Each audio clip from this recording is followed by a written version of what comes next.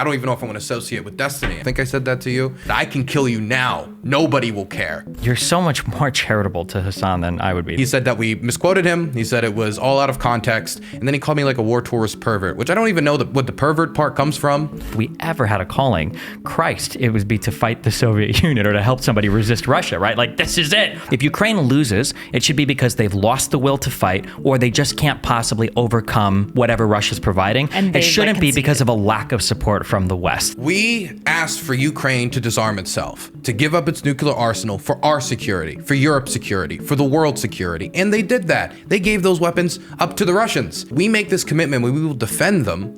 And it seems for a decent section of the left, that commitment means nothing. Rewind the clocks and have live streamers or, like breaking points covering like Normandy or whatever, the invasion. It would be all these American men are being marched off to their deaths. This is like horrible and evil. Like Hitler was never even going to go to the United Kingdom. I can't believe that we're even involved in this. Jordan Peterson is like obsessed with like the Russian neo-Marxism. He was like, he tried to tie it into like the woke mind virus. Okay. Hi guys, welcome to Bridges. We are joined today by DylanBurnsTV. He is a Ukrainian war correspondent who started as a Twitch streamer and then got into covering war journalism. And now he's been in Ukraine for almost 3 years. Going on 3 years now, yep. That's crazy. And he is just a small wee bab, 23, been doing war correspondence longer than you did Twitch, but that's how you originally got into it. Yeah, I originally started just streaming, politics, foreign policy mostly with a concentration on that, which obviously spilled in over to this. But then I hosted panels, Tippy Tippy Roundtable, which is coming back this Friday, and you're going to be on it, so people should tune in. But after I did that for a period of time, I got a little upset about, number one, just the type of conversations we were having in the space, which I didn't find much interest in. I didn't find very important. A lot of it is very like drama mongery. A lot of it is very concentrated on issues that I don't care about. And while you can get viewership from it, those are not the viewers that are going to stay around to listen to me talk about like the battlefield statistics, about like casualty rates and whether the war of attrition's on this side or the other side. And so it didn't feel like I get any long-term reward from it. I didn't get any like personal, like rewarding, like feeling fulfillment in my work.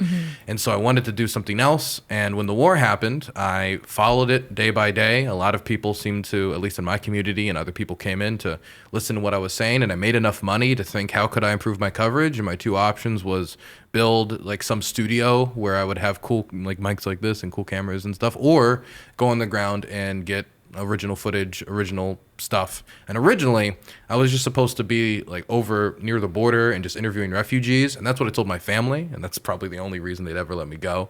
But every time it would keep changing. It would be like, don't worry, I'm just going to be in Warsaw and we're going to be interviewing refugees. Well, it's Lublin, but Lublin's close to Ukraine. It's like on the border, but it's not in Ukraine. Well, Lviv is in Ukraine, yes, obviously, but it's on the border. It's not in. Yeah, Kiev is like in the middle of Ukraine, but it's not anywhere near until eventually I was doing like frontline embeds. And I just moved forward. I found an interest in it. I really like doing journalism. I like documenting stuff for the first time as history is happening, so I can help add to the historical record. And now I'm really passionate about it. Yeah, that's super cool. I feel like a really common criticism that I think probably you have had to deal with a lot is that you don't have like a background in journalism. You went from doing kind of what people would probably consider like light tier social media to like very serious journalism. Yep. How do you go about making that transition in a way that's professional? Because I think that like probably the biggest thing is making sure that if you're going into Ukraine, the biggest concern is influencers going to Ukraine and just being like insensitive and disrespectful and trying to get like footage. How did you make that transition to kind of establish yourself as somebody who's kind of being professional about? Yeah, kind of, and leading up to that, even like why Ukraine, like of all the foreign stuff to get interest in and all the things, like because you could do homeless people in Seattle, you could be filming whatever stuff in the Congo, but Ukraine, Russia was the thing. Yeah, why that? So it was not easy to make that transition, and there was even friction around it, where there was even like a tiny bit of drama around it, because I was saying like openly, like, I don't want to do this anymore. I don't like this. I was saying, I remember at one point I was saying, I don't even know if I want to associate with destiny. I remember I think you heard that from the grapevine, or I think I said that to you, because of the type of content that you do. It's not always serious. A lot of it's drama. A lot of it's like weird debates that are really out there. And I'm thinking to myself, I'm going to go interview like the former Deputy Secretary of State of Poland. And I talked to him and I'm like saying like, oh, so this is what I do. And he's like, I know what you do. And he said that, and it felt a little bit dismissive. And then I started like hyper thinking like, What does he mean by that? Did he look up my channel and find a bunch of debates, me reacting to some weird debate that has no relevance in actual politics, or weird drama nonsense, or a bunch of people chippering at each other in one of the hippy dippies? And it made me feel bad. It made me feel like it would create a barrier that would stop me from being taken seriously, taking the work that I'm doing taken seriously, and then ultimately mean that the stories that I cover, the stories of people who, open themselves up for me, they're not going to be taken seriously, and their stories aren't going to be taken seriously.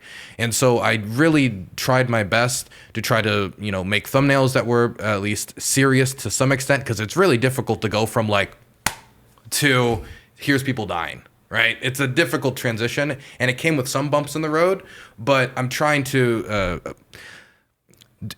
I think the best way that I'm trying to concentrate on doing is just showing the war as it is, trying to keep it as short and sweet, because I have a problem of rambling, from going from streaming content where I talk about something for 30 minutes to having to talk about something for 3 to 4 minutes to keep people's attention. So those are the most difficult parts, but I think the worst decision I made was changing my main channel, which was mostly doing debates and stuff, to doing war journalism instead of just making a new YouTube channel. I was afraid that no one would watch it because I started a YouTube channel with 0 views, and then I go to dangerous places. If I'm going to do that, if I'm going to put that risk, I want somebody to see it. But most of the people who had subscribed to my main channel didn't subscribe for the idea that they were going to go watch somebody go interview somebody who just got out of Bakhmut. It was they wanted to watch President Sunday, Loner Box, Redneck, and Blood CTV, tear each other apart. Yeah. As for why I chose Ukraine, I genuinely think that it is the most important war going on in the world. That doesn't mean that other wars aren't important, but it is the largest war going on in the world. It is the largest war in Europe since the Second World War. It has over 1,200 kilometers of territory being fought over. And while, of course, what's going on in Gaza is important, what's going on in Sudan is important, what's going on in Myanmar is very important. I'm very passionate about that as well. That's somewhere I do want to go eventually. In Ukraine, we have the tide shifting of geopolitics before our eyes as the Russians are openly, aggressively trying to rebuild an empire.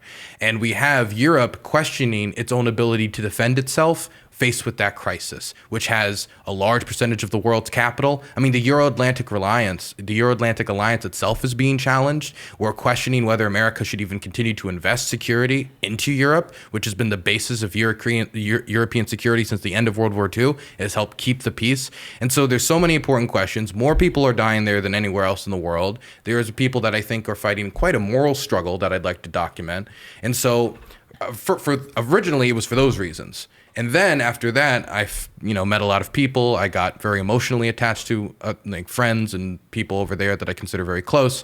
And now it's also a deep personal investment. So now I'm kind of made the decision that I'm going to stick with the war until it's over, whatever over means, before I move on to anything else. Because I get questions like, Dylan, why don't you go to Gaza? Why don't you go to Sudan? And part of it's I'm 23, and one war is the largest war in Europe since World War II is already difficult enough to deal with, both emotionally and psychologically and just physically. So having to go from there to Gaza to Sudan to Myanmar is just too much. So I'd rather concentrate on one area where I can build the connections, know people, know the war deeply, than have semi-surface level knowledge of 4 to 5 conflicts at the same time for viewership. Do you have problems coming back and now doing the Hippy Dippy podcast? What do you mean? One of the things that I absolutely hated was, one was studying a lot of the Israeli-Palestinian conflict and then having debates on it. Started to feel dumb when you learn a conflict and you get to the depths of the conflict and then you see how surface level the conversations are. It's very frustrating. And then going there for 2 weeks and then coming back and then hearing the same arguments, I just wanted to I can't believe how stupid and shallow and lacking all the convos are. And also for a while when I came back, it made it really hard to engage with online debate for a while, because I'm just this feels so stupid now, right? When you're standing in an area, and I'm sure you hear it in where you're at in Ukraine, but in places like Sderot or in some of these kibbutzim, you can still hear the artillery's going off all the time in going into Gaza or whatever. I'm sure you hear a lot of it in Ukraine. And to go from that environment where everything is so hot, so active, where everybody's on the ground, there's all the stories of the people, the history and everything else, and you come back here and the talking points are on Twitter. Yeah, my God, it just made it really hard to engage in it. Coming back here, coming from Ukraine to welcome to episode 27 of the Hippy Dippy podcast. We're going to debate whether or not Trump is too gay to be president or whatever, or is Kamala Harris actually black, right? That was the thing that infuriated me back then, because I was starting to feel the weight of the war. I was interviewing refugees who were displaced, talking to people at their churches burnt down and replaced with Russian military bases. My main fixer, Bogdan, he was one of the Ukrainian Protestants who was displaced. And I hear these stories and it has an immense weight on me. And then I go online and I'm like, oh, I got a feud with Keffals over like whether or not this is war. It's like, it felt very silly. But on one hand, while that is true, and there might be like more like serious ways to use my time, it's probably good that I'm not just constantly like war, because my life right now is everything is the war. I'm there most of the year, 8 months out of the year, 8 to 9 months.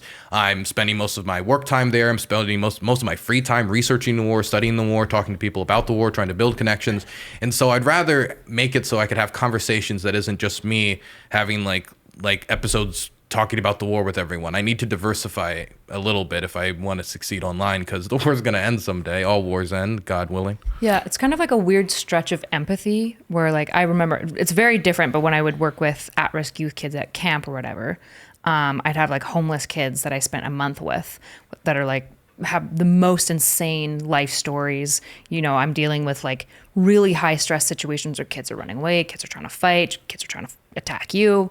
And then you like go back to just like home and people are like, oh my God, did you hear that like Stacy's hooking up with like John? And you're just like, I literally couldn't care less. And it's kind of like this weird stretch of empathy of realizing that like there's something both really frustrating about people who don't understand like tragedy in like an extreme way. Mm-hmm.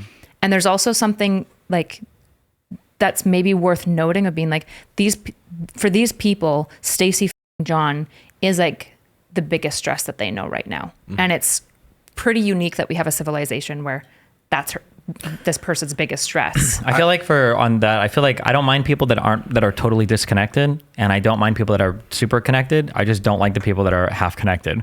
Like if you want to take an interest in, you want to talk about it, that's great. If you have no interest whatsoever and you like don't give a like, I'd rather hear somebody say like, oh, like Ukraine and Russia, is that like in the Middle East or whatever? And like, that's the extent of their knowledge versus somebody's like, oh, Ukraine, Russia, where they have like the bio labs and the Nazis and Russia's trying to like, where they're just saying like some wild shit. I'd rather just you don't have an opinion at all if you're not going to do any of the homework into it. Yeah, that's fair. It's like fighting with progressives about like homelessness with me. It's just like really frustrating. Sure. Or conservatives about anything. The war is probably talking to people about the war and just hearing ignorance or seeing the stuff that gets perpetuated online is probably stuff that infuriates me the most, because there's so many journalists who are in Ukraine right now losing their jobs as attention drops off of the war. I know a lot of people getting laid off from New Voice of Ukraine and other publications that work to translate stuff into English or work to make English media so people can understand it. And instead of listening to that, people will listen to Douglas McGregor, Scott Ritter, Crystal Ball, Sagar, and a bunch of people who either don't know much about the war or end up either willingly or not willingly, with Scott Ritter and Douglas McGregor is very willingly spreading propaganda.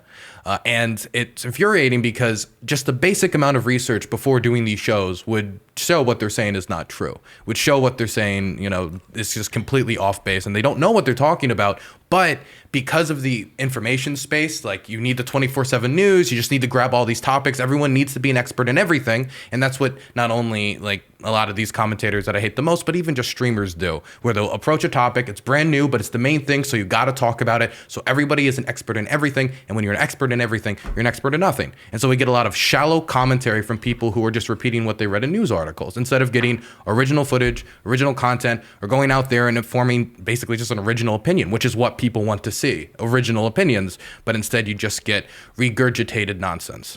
I wouldn't mind so much, like, I don't think, one thing I've noticed is I'm less blaming the structures and more blaming the actors. So I think you can do a 24/7 news economy. I think you can actually do that responsibly, but the issue isn't the 24/7 news economy. It's like feeding your audience what they want to hear. Because like you said, like there's a lot of people on the ground. Like if you wanted to do a segment on whatever's going on in Ukraine, why not like reach out to one of the, I'm sure there's like hundreds or thousands of people that are working there translating stuff in English. Reach out to one of them and do like a 5-minute segment asking them about it. Yeah, you can do this with everything in them. English Ukrainian speakers that want to tell people about what's going on in their country. People have been facing this for 10 years, have built up experience. And in Ukraine, the English language is only getting more popular. Government's trying to sponsor more people learning the English language to help with the business community, to help with investment, make it a better, a better location for business. But that also helps Ukrainians translate their message and their story to English speakers. Also, I don't know if it's like this in Ukraine, because I know it's a larger country, but like I'm so used to in the United States, if you want to talk about like stuff going on with like Microsoft or Activision or whatever, like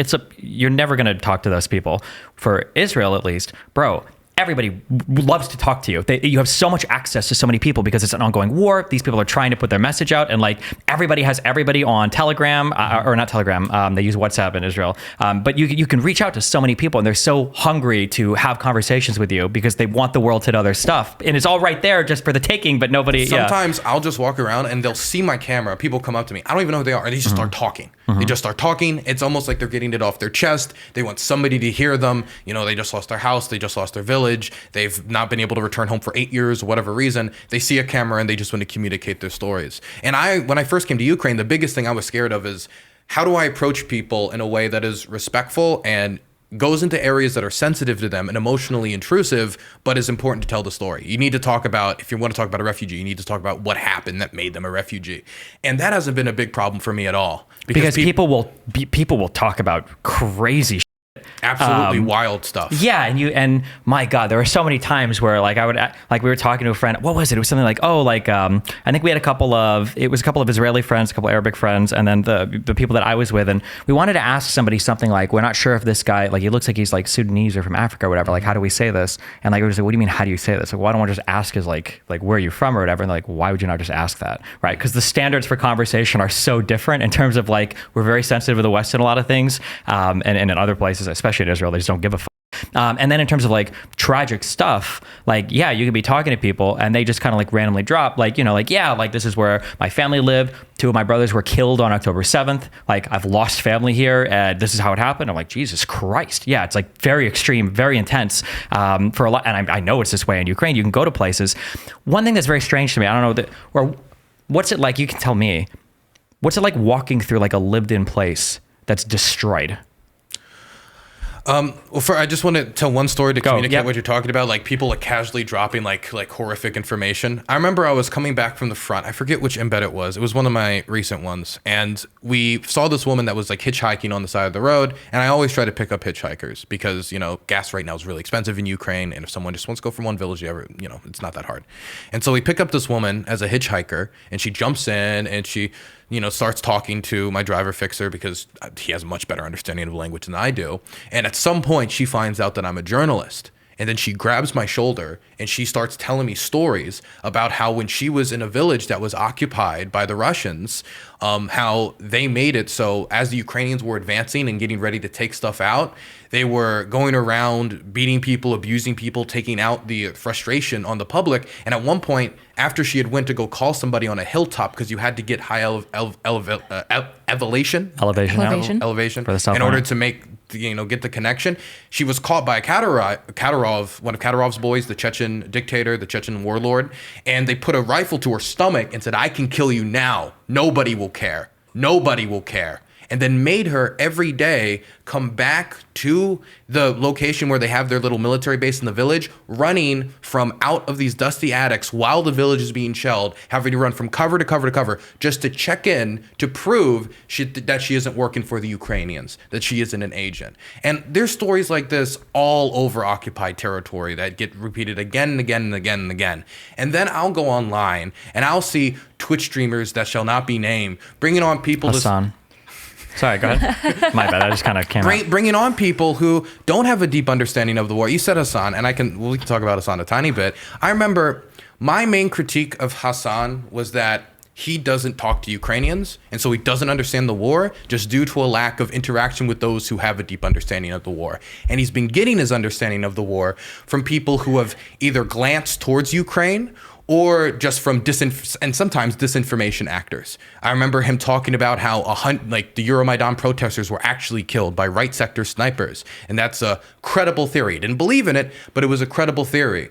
I've seen him say that the blowing up of the Kerch Bridge, the Ukrainian attempt was a terrorist attack. Just to pause you for the sake of the show, can you just outline why that's not a good theory that the sniper right-wing thing, just so that people the listening bullets were identified to be part of the Bakhmut's like gun arsenal. The bullets that were found at the location that mowed down the protesters were tracked to the rifles used by the Bakhmut police force. Even more generally, in 2014, there was an event called Euromaidan, which was a giant revolution in Ukraine where the people of Ukraine were very unhappy with the prior leadership, Yanukovych, who there's a bunch of reasons why they weren't happy, but there are lots of includes he agreed to be part of the association agreement, which was agreement with the EU that he pulled out of under Russian pressure. He then brutally suppressed protests who reacted negatively to that, and then after brutally suppressing protests and hiring literal gangs to help suppress the protests, he tried to outlaw protesting, which then kept like making the protests bigger and bigger and bigger. I think it was called like the 10 rules or something, but as basically. You're so much more charitable to Hasan than I would be. Thank you. I'm trying my best. He says disinformation. I think it comes from it really just comes from a place of like not liking the United States and then not liking anything ostensibly related to the U.S. But one of the more common Russian theories that's pushed, and then it's pushed by every anti-American person in the U.S., is that Euromaidan was a form of like a type of like an alt-right Ukrainian. No. Worse than that, was a U.S.-backed coup, basically. That the United States was funding protesters, and that Ukraine was actually really happy with Yanukovych, and they were going to join the Russian nation state, and they wanted to be a part of this big thing, and that the United States was the one that backed, all these protesters that were really like foreign agents and everything. And the big exploding point during the Euromaidan protest, where a bunch of protesters ended up scoring off against what are they called? The Berkut, which are they're like special police forces. Yeah, they're yellow. I think they wear yellow president? jackets. Yes, to protect the president. And there's like the New York Times has done a lot of breakdown of footage where you can see them shooting, into the protesters and everything else. It's unquestionable that they're the ones shooting. It's pretty unquestionable. There's video footage of like them tracing the bullets, and you can see them getting shot every day. In the left, there's been a problem in Russophilia that's descended from the Soviet period that's still here. You still see it in a lot of left-wing circles, and I don't know if Hasan himself has bought into that, but he was entertaining theories live on stream, like openly speculating on stuff that he didn't have like the expertise to do, like he's done with like weapons identification as well. And I don't want to pick on Hasan too much because it's not a Hasan specific problem. It's he is the largest political streamer right now. He is the largest political streamer, so he's the easiest one to point out. But it's a problem. Like if Hasan went away, there's a good chance somebody else would replace him that would end up making a lot of the same mistakes.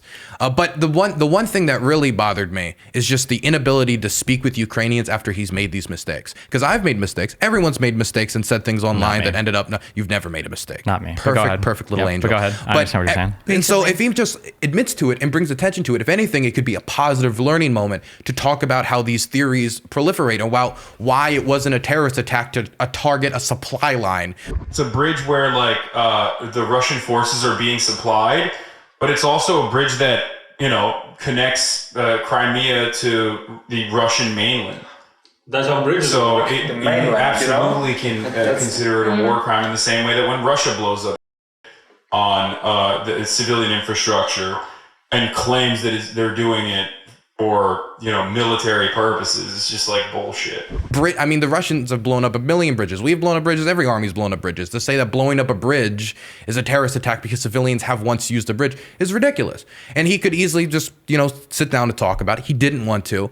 But the thing that I ended up doing is I just was like, you know what? If he won't talk to Ukrainians, I'll talk to them for him. And I went and I interviewed them and I showed them clips of what Hasan has said about the war. And they didn't respond very positively, which isn't surprising. Bro, the question mark's all you want. I don't give a about the Ukrainian constitution. I don't give a about the Ukrainian border sovereignty that some of you dumbasses are talking about like you're like a 3%er about for Ukraine. Okay? It's so stupid. Crimea is not the same as Kiev, however. Crimea is not the same as the rest of Ukraine, however. Eastern Ukrainian territories have a lot of Russian people living in them because Ukraine, and just like Crimea and much of the rest of the fucking country, was a part of Russia, was a part of the USSR until not that long ago, okay? People's parents were alive back then. So obviously, there's a lot of fucking Russian people living there. So if you have, but you feeling bad about the Crimean annexation does not change the reality of the Crimean annexation being a completely justifiable act by the Russian government, okay? So that's it. That's fine. And Hitler invaded countries based on Germanic ties at first? Yeah, dude. Talk to me when he's throwing Ukrainians in a fucking... What are you talking about? Talk to me when he's throwing Ukrainians at a concentration camp, okay? Hitler wasn't bad because he decided to invade Austria. He was bad because he was killing Jews. Okay, that was the problem. Really? He wasn't like, oh yeah, we're gonna annex territory with like Germanic people in it. That wasn't the main problem with Hitler. I think that was like maybe eighth down the line. But Hasan responded even less positively, which I was in that interview, like telling them like they would not understand what Hasan is saying and interpret it in a worse way, and I'd try to go in and correct it. Say, wait, look at the date here. Look when he said this. We left the dates there. We cited everything right. He saw it. He said that we misquoted him. He said it was all out of context. And then he called me like a war tourist pervert, which I don't even know what the pervert part comes from. For those of you who said, chat, has he responded to Dylan Burns' post, by the way, before getting clapped? If you think that I would entertain such a psychotic thing ever in my life, I don't know what to tell you. There is nothing more perverted. That kind of throws me off a little bit. The war tourist, I'm used to that accusation, but the pervert thing was a little weird. I don't know why his mind's there. Well, yeah, I think, not to make it all about Hasan, although I could rant about him for hours. There is a big problem with like, I feel like there's two things. One is you've got like this kind of America, anti-American sentiment in the West that for whatever reason is really popular right now among a lot of YouTube channels, which is very frustrating. But then two, I call this like Iraq PTSD or Iraq trauma, basically, because we had our whole adventure in the Middle East relating to Iraq and the long-term stay in Afghanistan was such a disaster. Like Americans are just poisoned when it comes to all types of foreign policy. And it's really sad because I think that the United States at one point and kind of still does stand for something that's like good and noble and worth pursuing. And I feel like the Ukrainian-Russian war is like the perfect example of this is where America should shine. Like this is our call. Like if we ever had a calling, Christ, it would be to fight the Soviet Union or to help somebody resist Russia, right? Like this is it. This is the whole point of everything that we stand for. And the fact that it's so hard to get any support for this, like in a unified manner, that I joke with Anna from Ukraine, right? That like I'm sure there are guys sitting in a fucking ditch, you know, running out of ammunition, and they're like looking at their phone, like, well, what's going on in America today? And it's like Mexican immigration bill holding up Ukrainian aid, and it's like, why? What the? How does this make sense, right? And yeah, Jesus. One last thing about Hasan, and then I want to talk about that last thing you just said, because I know I've had soldiers ask me about those things. Ask me like, so who's Kamala? Like, is she good on you? Like, because they're worried because they know that the artillery shells that they are using comes from the West, and the unknown factor isn't really the Ukrainians. It's a question when it comes to mobilization. The unknown factor about the future of the war is Western support, certain elections that are coming up, and whether it's going to be stable. Which it shouldn't be. If Ukraine it shouldn't be a question. Yeah. If Ukraine loses, it should be because they've lost the will to fight, or they just can't possibly overcome whatever Russia's providing. And it shouldn't be because of a lack of support from the West. That should never be. If the history book's right about the victory or the defeat of Ukraine, at no point should it be. It could have gone a lot differently if the West would have been more supportive. That should never be the case. It doesn't make any sense too, because people talk about the cost, but relative to what is being gained here, it doesn't really make sense to me, the cost argument. I see old equipment over there that my grandfather, who's like a 70-year-old Vietnam vet, was using while he was in Vietnam. M113 troop carriers. I've seen World War II era equipment being used in the war. And and that was back in 2022, they were using World War II era equipment.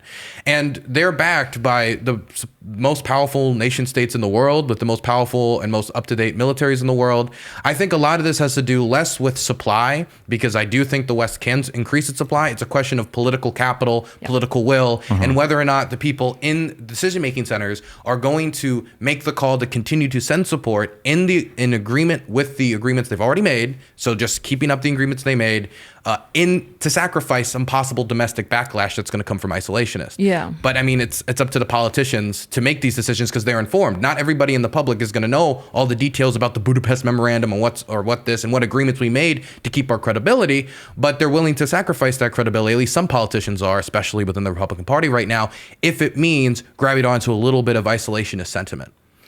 But that one thing about Hasan, I do want to say, I think a lot of the problem that I'm finding is that people don't like aesthetically in the left-wing movement militarism of any sort.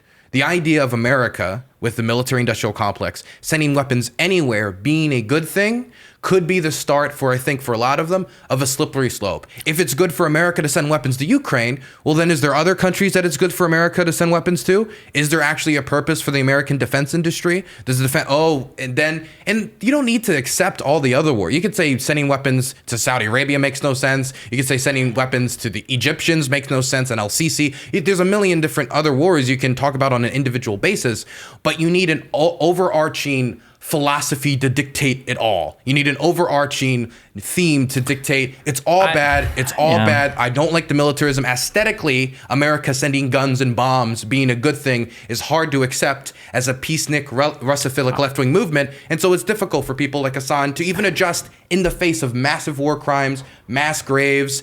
I disagree. I think it's just the America part. I think the left actually really likes militarism. Look at the people that they celebrate, right? The people like Castro that are always in like uniform. The people like Che Guevara, right? Like all of your, it feels like leftism is associated really heavily with things like military uniforms and like, fighting back against, like the evil West. And when it comes to the exportation of weapons from like Russia to Syria, people seem to be okay. When it comes from the exportation of weapons or terrorism from like Iran, it seems like people are okay with that. I don't know. I feel like a lot of it is just like an anti-American. I think a lot of it is anti-American, but I think it's very hard for them to really think, oh, arsenal of democracy, and sign off on something like that. There's just a generally a big anti-war sentiment in the left, and so if there is a war, you have to be against it. And of course, I'm against the idea of war, but the idea of just abandoning Ukraine, that's not going to lead to like less death and violence. It's just going to mean more villages being captured, at least in my opinion. Sure. Yeah, I feel like a lot of progressives that I feel like I've talked to that are very opposed to the Ukraine, they cite a lot of anti-American sentiment, but then like essentially a mistrust of American warheads going anywhere foreign, but then also just this broad anti-war being like, well, if we're giving them more guns, we're making more war. And it's like, there's no just war theory. I feel like there's a really, there's a massive lack of understanding about like war ethics and morality and like philosophy, particularly amongst the left. And I'm not totally sure where that originates. But it feels like it's very driven out of this like aversion to just war in and of itself with no level of like nuance or complexity. Why didn't they have the same level of pushback when Russia invaded Ukraine? Or why didn't they have the same level of pushback whenever Palestinians resist, Israel? Why do they celebrate figures like Arafat or any of the people that stand up against? I think that they do like the militarism stuff. It just has to be on their side. It has to be people that they're I think it depends on the lefty. Because like I remember when I was at the Rage Against the War Machine rally, which gathered a lot of the people who were against the war, there were neo-Nazis there were hardcore communists there were like old hippie leftists there who were just against all types of war and stuff like that. Yeah. And so I think it's that old hippie leftism, a strain of it coming down, but also there is like an obvious anti-American sentiment. Like the Hasan brand leftyism does seem more anti-America than anything else because he seems pretty pro-violence and pro-war to some degree, as long as it's against individuals he views as ontologically He's against the invasion, but the problem in my mind is always going to be this. We asked for Ukraine to disarm itself, to give up its nuclear arsenal for our security, for Europe's security, for the world's security, and they did that. And not only did they give it up, they gave those weapons up to the Russians. And not only did they give up the warheads, but they gave up the missiles themselves, missiles that the Russians then took and fired at Ukraine when the war started. They not only did that for us, but they made other sacrifices for us too. And so we make this commitment where we will defend them. And it seems for a decent section of the left, that commitment means nothing. American credibility means nothing. The fact that Ukraine made that sacrifice for us is really just looked at like tough shit. They shouldn't have made that decision. Bad to trust Uncle Sam. Bitch, you're Uncle Sam. You're the American voter. You're the one making the decisions to backstab them. You're the one engaging in the backstabbing by telling us to abandon our ally. I just don't get it. I was talking the other day, I feel like if you were to have like, if we could rewind the clocks and have live streamers or, like breaking points covering like Normandy or whatever, the invasion, it would be literally like all these American men are being marched off to their deaths. This is like horrible and evil. Like Hitler was never even going to go to the United Kingdom. I can't believe that we're even involved in this, horrible atrocity. Like if we wouldn't have, the big one I hear all the time is we were the one who embargoed Japan. So of course they're going to Pearl Harbor us. That's the one I hear from libertarians. From a libertarian. There's a guy specifically who debated me that said this, a big libertarian guy. Do you know who I'm thinking of? Is he Dave Smith by chance? No. First of all, we don't censor that. that guy. We don't say his name here. God, I hate that dude. But no, he's a friendlier, nicer, not as much of a hack, disgusting, subhuman piece of shit as Dave Smith. He's a nicer, friendlier dude. Larry Sharp? It might be him, yes. I debated him too. Oh, okay, yeah. Oh, yeah, and he used that talking point that, like, if America would have just been... Although, hold on, I'm so sorry. Let me divorce him from the rest of this conversation. Because Larry Sharp's a very nice guy. Well, and his mentality is not evil anti-American. That is true. He just has a huge commitment to the principles of libertarianism and the idea that if free trade flourished with everybody, nobody would go to war, which I think is... Wouldn't it be nice if we talk more to people like Larry Sharp? Sure, yeah. I don't think that's they're true. never popular because they're nuanced. And but I do think there's a huge problem with when you talk about lefties, it's really not lefties. It's really this kind of like anti-establishment or at least anti-American establishment sentiment that is not like common amongst like the older like lefty hippies in that way. It's more like this younger generation of like tanky-ish. I don't know because people forget like there was like some that were openly pro like North Vietnamese like people on college campuses protesting saying go Viet Cong, you know, send our boys home, and they were openly pro, and that's to me, is that anti-American? I mean, like, was it in the same vein as today? I guess it's hard because they didn't have as much social media back then. But like today, it's everything anti-American. It's like an insane level of, it's just like it's a pervasive thought and thread that runs that like, yeah, I don't know. I guess it's hard to say. Actually, I do complain about this a lot. That like because of social media today, that you can see so much more than maybe you could in the past. So who knows? Maybe in the past, maybe it was this big. You just couldn't see those people. That's part of the reason why I was something that really got me to keep staying over in Ukraine is I would imagine like. In World War II, there were so many atrocities, so many mass graves that are still getting uncovered. If everybody had phones or there were more cameras everywhere, how much more could have been documented and proven? Yeah. And so just having a camera in the right time is something I care a lot about. I think, though, the issue that I see, like, probably the same amount, like the same populace of, like, loud agitators that are, like, the most extreme in this are probably really similar numbers. The problem with social media specifically is that, like, the way that social media works, it like highly reinforces these things. And so this like small minority of position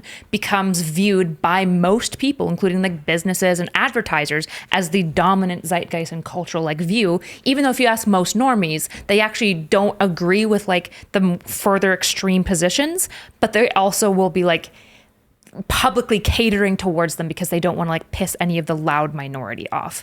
And so I feel like in the lens of like a new technology, somebody like Hasan is more concerning because it's like this, he's like a loud minority to some degree, but he's also like the biggest streamer, but also he's creating this entire culture of young viewers that put on tankyism as like a weird aesthetic. And it's not even based in principles like libertarianism or anti-war, like at least the old anti-war hippies had some level of like what they were talking about. And there was like some level of consistency in their principles, whereas now it mostly seems kind of whatever is trendy and anti-American is what like a lot of people like put on as clothing. And it's about that deep. There's like, it's like perception becomes reality, becomes perception, becomes reality. Yeah. That like, there's a weird feeling where if you see enough people saying something just because it's blown up on social media, you get a perception of a thing and then you start to think that thing is real. And then you become like, you participate in that thing.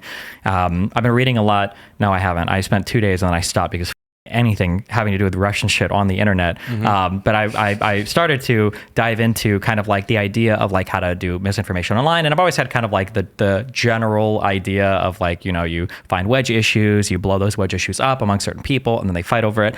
I didn't think about... You know that Algerian trans boxer that people are talking about? I'm aware. That was pushed by and the IVA. I'm very aware of that. Yeah.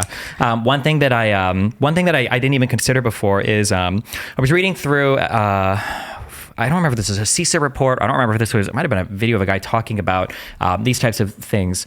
I wish I could remember these. But the idea is that, let's say you go into a Reddit thread or a forum or whatever, right? And let's say that somebody posts something about how, like my puppy is 1 year old today and I'm so happy. And you want to go into the thread and you want to type, like you have an adorable puppy. I love your puppy. He is 1 year old. Good job. Let's say that you go into that thread and the first comment there is something like puppies are evil and they eat all cats.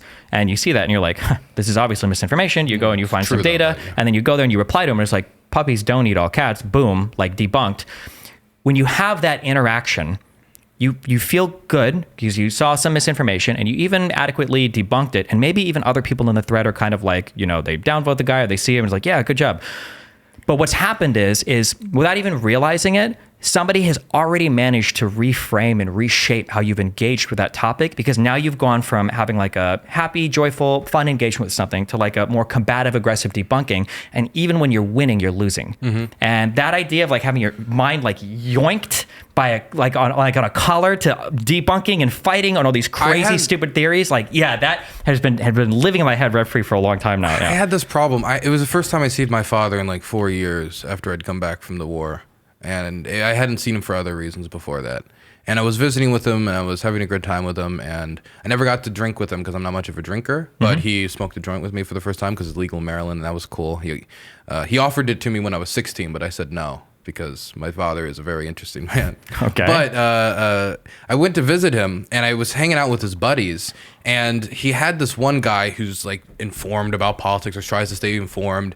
And once my father went home because it was getting late, I decided, I was young and I was not tired, so I wanted to keep talking. And he started asking me about biolabs. And he started asking me not only about biolabs, but about like crucifixion war crime videos that he had seen that I know about and I know are fake. And so the next hour of him talking to me about the war wasn't like, hey, here's the story of Bogdan who deserves to go home. Here's the story about how the Donetsk separatist movement was funneled money and weapons by the Russians and led by Igor Girkin and et cetera. And instead of building the foundations for how I could explain the conflict, I had to spend like 30 minutes to an hour explaining why the bioweapons labs is a fake story. And I remember just saying out loud, like, I can't believe they got you too. Which, I mean, God, that bothers me, seeing people I know take this stuff. My mom and dad, if you were to go and talk to them, the last time I was there, they believe in, if you like, for conservative conspiracy theories, yes, all of them. Every single one? Every single one. When I'm talking, even names that I wouldn't expect, like they know who like Ray Epps is. They know like, and I'm like. Do you see what the AI and text-to-speech videos have been like the worst for boomers? Like a number of people in my life that are older, they have increasingly gotten kind of like your parents as well, where they just believe in all of this like really deranged stuff. But they spend most of their day listening to like 600 view text to speech videos, and most of them don't even realize it's text to speech. But it's even more. It's just a problem with, the problem is they never. Do you ever see those AI? How old are you? 30. 23. Okay, I'm 35. I don't know if you heard this in school. I hate all these old people. They so much in school, they told us over and over and over and over again, don't believe everything you see online. Don't believe stuff on the internet. Don't believe it. You guys believe in it more than anybody else. I remember I told this story a million times. I was so happy. It was like 8 years ago. My mom told me, I don't really listen to Fox News anymore. And I'm like, oh my God, she must be like rounding out her media diet, or maybe she just doesn't. I didn't. And then I found out a few years later, she switched completely to Facebook. Yeah. And that's where she got all of her news. And it's coming in through like memes. And it's just like, it's like insane. Like if I show you my phone, like my mom, if I go through, it's like memes, like all of it. We now have the truth from Arizona, Georgia, that Biden is not our, like, it's just like a ton of this like crazy Minneapolis, Minnesota, I let them burn it, I bailed them out, like it's like insane. Like it's kind of funny, but it's not. These text messages came in the last 2 days. It's crazy. Yeah. The stuff that's the worst is when you see like very clearly AI deepfake photos with like a caption that doesn't even make sense, and it's got like 60 to 70,000 likes, and people are reacting to it. And it must be like 82-year-old grandmas who are like near death's door falling for that. That's the only way I can imagine it. 82-year-old grandmas, bots is a large probably portion of some of the engagement with some of that stuff.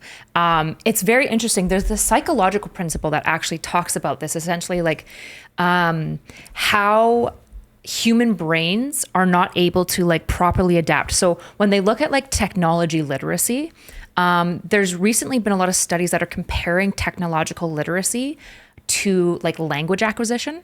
So I'm not sure if you guys are aware, but there's kind of like a critical window of language acquisition. If you never learn language before like kind of this hard cutoff limit. There's like this feral girl that was found at like 13. She'd never been exposed to language. She'll learn words, but she's never going to speak fluently. She'll never naturally learn grammar. She'll like never be able to engage with language in the way that humans engage with language. Whereas like babies, they just naturally pick up grammar and syntax. It's why exposing your kids to 2 languages early on makes bilingualism the easiest for kids, because they absorb it in a different processing system by and large, although there's some argument that maybe we can, anyways, doesn't matter. There's some argument that there might be that like technology literacy is actually tapping into this similar like critical window. And so for like a lot of these boomers who are like watching all of this new and increasingly changing fast-paced media, they're like the systems required that like we can't, that are like non-conscious, that like I can't even put a finger on why when I look at some images I like immediately I'm like, yeah, I can obviously tell that that's not real. Whatever system that's firing for me to be like error, that's not correct, just doesn't trigger for them. I can't remember the psych term. I'm sure somebody in the comments will bring it up, but it makes me think a lot about social media as like the next greatest, like is it in the future social media going to be viewed as like nefarious as like nicotine and like outright like paid propaganda? Like I'm not sure if that's where we're going, because I don't even know if older brains can become literate in the way that a young person who's grown up with technology can. One thing that really is starting to get on my nerves a little bit is, Elon's running of X has not been, without flaws. And one thing I really don't like is him selling it as like an alternative to news, that you should get your news from Twitter. No one should get their news from Twitter. If there's a few credible journalists that that you follow, like 5, 10, 20 or something, and you're just looking at the following page, then maybe you can use it to get reports. But if you go through like the For You section on Twitter, it's like the Wild West. You're going to get like random like memes about how the Jews control Khazaria. Some fight video between 2 black people killing each other, something from a Nazi, and then maybe like 10 places that you couldn't possibly believe were created before 1555. Yeah, and the problem is like the person who's selling it as an alternative for news is the person who's pushing the worst voices. He's pushing like Mario Newfall and like these people who constantly get stories wrong. You can't complain about how the mainstream media is misreporting and lying, and then lie and misreport much more than the mainstream media. You're not creating an alternative. You're just creating slop that's free access that hits your dopamine. It's like information crack. I think something to what you talked about for you compared it to language acquisition. I feel like some of it too, or maybe even more of a thing. There's like if you have a baseline understanding of a thing and you can function with like, I'm going to say like jargon or vocabulary, not necessarily meaning words, but just how a thing works. Usually you can immediately pick out like a fake or something. Like it's hard to explain, but if you ever watched old, you guys are children, you not as much. If you ever watched like old anime, sometimes in a cartoon, like when you're looking at a character move on a screen, you know that like this part of the environment is about to change because the backgrounds are drawn a bit differently than like an actively animated thing that's going to move on the screen. You have any idea what I'm talking about? Yeah. Like or in really old video games, you knew where the secret wall was because it's the one thing that's like colored a bit differently because you knew that sprite or whatever is going to be moving on the map, so it'll be animated a bit differently. So you see things like that, and you're like, I know that this is a thing, or I know that like I know you can interact with that object. I know you can pick that up because of the way that it's like moving towards the camera when you go around. I think it's the same thing online with like AI stuff. Like we're still in the area, hopefully, where you can look at an AI picture and you go like, that's AI, that's not real. But a lot of people can't. If you're older, you just have you don't even, or actually, my God, the best internet IQ test for this is? It's having somebody try to download some bullshit on a page that's like horrible. Like if you try to download like a CPU zero hardware monitor, how some pages will have like 15 different adware download buttons. Generally, if you're a seasoned internet user, instantly like, oh, okay, it's this right here, like the text here, I can click this. But you watch a boomer try to like go through and click.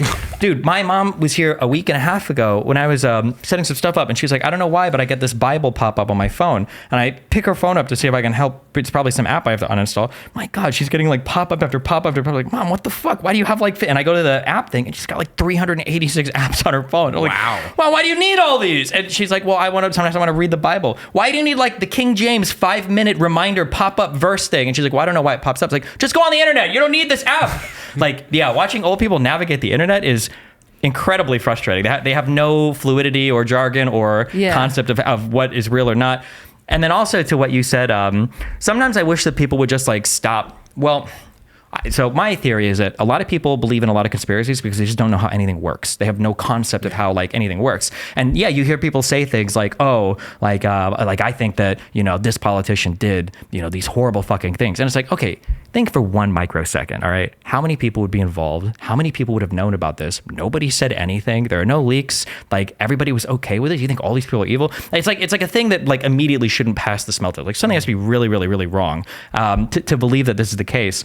And yeah, for a lot of people, they just don't know how things work. They go online, they see things that make them feel good, and then once you've seen like a few lies, it's easy to go down that hole. And forever. it's even worse when not only the consumers don't know how it works, but then the people who are talking about it don't know how it works. I don't believe that. They're bad faith actors. I think they're intentionally. I don't know, because sometimes the lies are so stupid that it's impossible. I remember Vivek Ramaswamy, when he was on the campaign trail, he claimed that weapons that were supposed to be sent to Ukraine were being sent to Ukraine, and the Ukrainians were boxing them up and then sending them to the Mexican drug cartels to be used against the United States. And he proved it by showing this anti-tank weapon that a cartel guy had over his shoulder. He said, hey, look, it's a javelin. It wasn't a javelin. Anybody who's ever seen a javelin knows it wasn't a javelin. It's like a Swedish weapon. That type of mistake can only be made if you literally don't know anything about guns. Or it just works. If you want to call it a mistake, you can, but it would be a mistake that would rise to the level of like gross negligence, to where you're being irresponsible. To be clear, I'm not saying that I'm saying that I think it is gross negligence. I think he doesn't care and he'll throw it out. When I say gross negligence, I mean like gross negligence in the way that like there's a different word for this. It might be willful negligence or harmful, but like in the same way that drunk driving is grossly negligent, and the same way that if you were to drive drunk and get into an accident, like to say that like, well, bro, I was driving drunk, like I wasn't trying to kill anybody. I didn't mean for that to happen. Like you can't really blame me for that. No, you absolutely can blame somebody for that. If you're a purveyor of information online, if people are looking at you as a political figure, you should be able to do more reading or research. You should know this now for the Ukraine shit. The people will look at debates that I do and say like, my God, how do you know so much shit? And it's like, this is like paragraph 1 on the wiki. I doubt you've used more than 5% of what you've ever learned in Ukraine in any online conversation, because the conversation doesn't even get that far. It's not like these people are going real deep with their misinformation. It's like the most stupid, banal shit in the universe. I think the problem is that like malicious bad actors are going to be almost impossible to tell apart from like kind of moronic brain dead people who got lucky and popular, because malicious bad actors, if they're being deceptive, are also going to be, it's like trying to tell if somebody is fake crying or real crying. It's like the Amber Heard trial where everyone's like, she's fake crying or she's not. It's like, first of all, she's a fucking actress, so hopefully if she's fake crying, she can sell she can sell it. It's impossible to know, which is why when you look at certain cues, it's really hard to know when somebody is a deceptive bad actor unless they're really bad at being a deceptive bad actor, right? If you're a like high intelligence, decently like sophisticated, malicious bad actor, you should come across like kind of like a willful kind of crazy person who's like high, like has a high personality proclivity for conspiracy and isn't very like thoughtful. You should look like this, because then you always have plausible deniability. I feel, and for me personally, I think that when I'm having conversations with people and I look at the way they navigate the conversation, it feels to me like it's intentional bad faith. The thing that sells it to me the most, I guess it could just be personality traits among a lot of these debaters, is a lack of shame.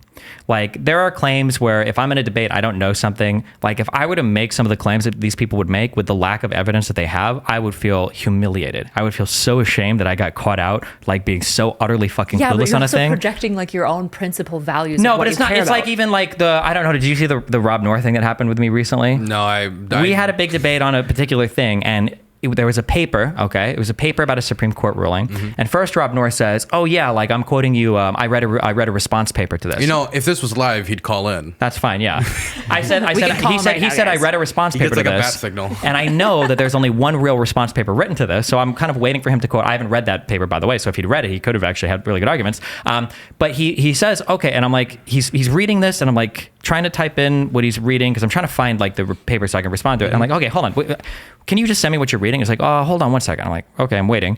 And then I'm like, can you like send me like a sentence or reading? It's like, yeah, I'm reading from here. Actually, it's just it's a review of that paper.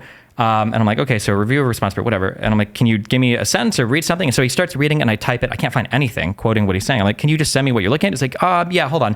Finally, he sends me 2 screenshots. And it's not only is it a fucking AI that he's asking questions to, it's an AI that he's bullied. What? Because what do you mean bullied? The question had to do with basically, could an insurrection happen at a state level versus a federal level? And he was trying to make the argument, well, actually, they said it could happen at a state level too. And I'm like, I don't remember that from the paper. So when he gives me this AI screenshot, at the end, it says, I'm really sorry about not having this correct earlier. Indeed, it could be a correct interpretation that there was. So you could tell that he asked the question multiple times. I'm like, bro. And he gave him the wrong answer? Yeah, and then he like kept bullying it to get the one, which by the way, wasn't in the original paper really. But like when I see something like that, like there's no way at this point point of like doing your research that you're not consciously thinking like, fuck, I need to find a certain answer. I don't believe it. Now, maybe that's just Rob. But I just feel like the problem is like when you have a belief, like Rob doesn't believe it's an insurrection and he believes it to his bones. And so he has a Jenga tower that he's built up.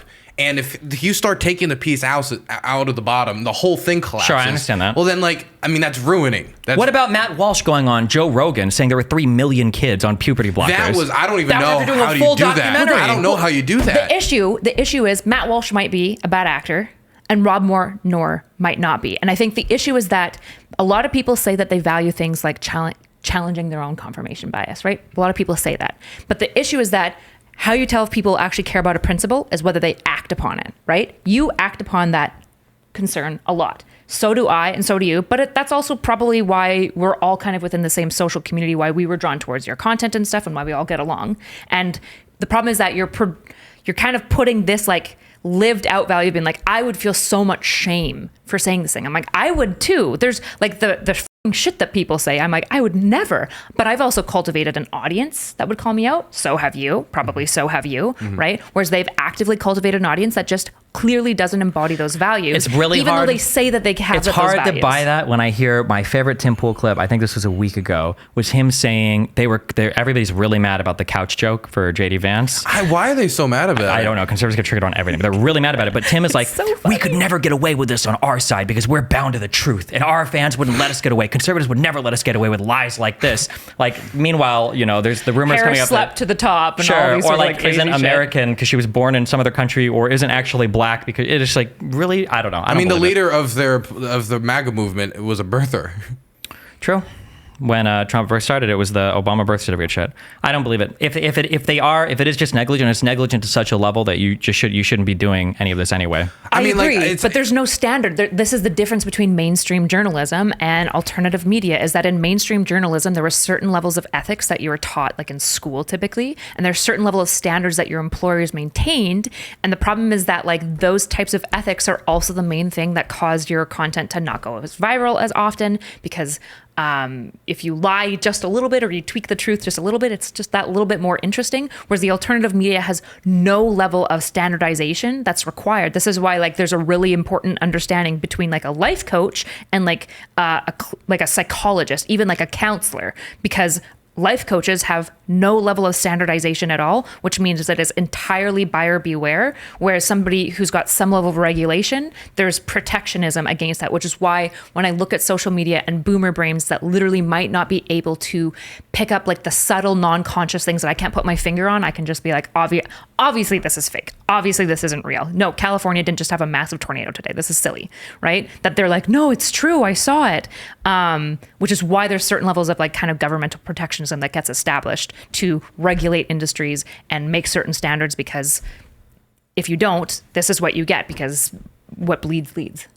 Like when you listen to someone like RFK, that's someone with no shame. This is somebody who's just like lie after lie after lie after lie after lie. I do agree that those people exist. But when I see like mistakes like Vivek Ramaswamy did, because he eventually did delete it, so apparently he had at least a tiny bit of shame. Oh, okay, that would be evidence then that he is actually he was just making a mistake. That's fine. Okay. I think a lot of it is that you are doing a choose your own adventure novel for the truth. And I see it again and again and again, where you want to believe something about the war in Ukraine. So you go out and find something that gives you a source that will give you what you want to believe about the war in Ukraine. And there is somebody to tell you anything about this war. The whole way that the Russians do misinformation is not like, here's a really well-crafted narrative. It's, here's 1, 2, 3, 4, 5, 6, 7, 8, 9, 10. If you don't like the Ukrainians because you're far lefty, don't worry, they're Nazis. Oh, you're far righty? Don't worry, they're Jews. Oh, don't worry, you don't like the gays? They're gays too. Like, it depends on whatever group you're a part of to send that message out, to have that wide swath, mostly amongst the political fringes.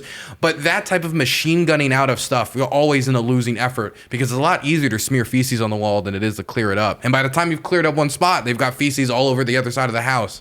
Which creates like this really interesting kind of Moloch's game, because it's like, so is the response then to do good, essentially to smear feces on the wall, but in ethical ways? Or is it to like be to not, right? It's like this great question of essentially, even politically, if you get like carry committees and you think carry committees are bad. Okay, well, now you can't politically participate without a carry committee. You're without a super PAC, like obviously, because you're never going to get nearly enough funding to compete with other advertised like constituents and whatnot.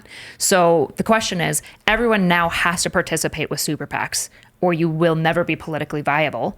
So then the question is, how do you be an ethical person participating in something that's gross? Or is this the type of situation where you should not participate no matter what and you can see success? Which is probably the question that you're trying to figure out I'd rather desperately not be engaged in spreading of misinformation for my side. Well, that type of information warfare is going to happen with this. I certainly am not the one to do this. It's going to be the Ukrainian government that's going to be like, yeah, Putin shit himself yesterday. It was really funny. Like that's their job to spread that information and like try to create dissent, quote unquote. But I don't think that for people who are honest actors, they should start employing these roles, because a lot of the reason that people like my content, and I assume the reason that they like your content or your content, is because they feel that you're at least being genuine with them. And if they start to find out that you're making many of the same mistakes that we've been like consistently critiquing other people for, or using the same tactics, and we say, well, we're the good guys, it's not a good defense, it's not going to work well with them, and then you can end up losing the audience of people who are part of this movement because they don't want to be engaged in the feces smearing. Yeah. I had a huge drama that came out like a month ago because a bunch of my fans, it leaked that I'm not actually all of their moms constantly. And I was lying a lot Was it about their dads? Yeah, no, it wasn't. I wasn't any of their family members, believe it or not. None of them? Yeah. Not even their sisters? That was a rough one.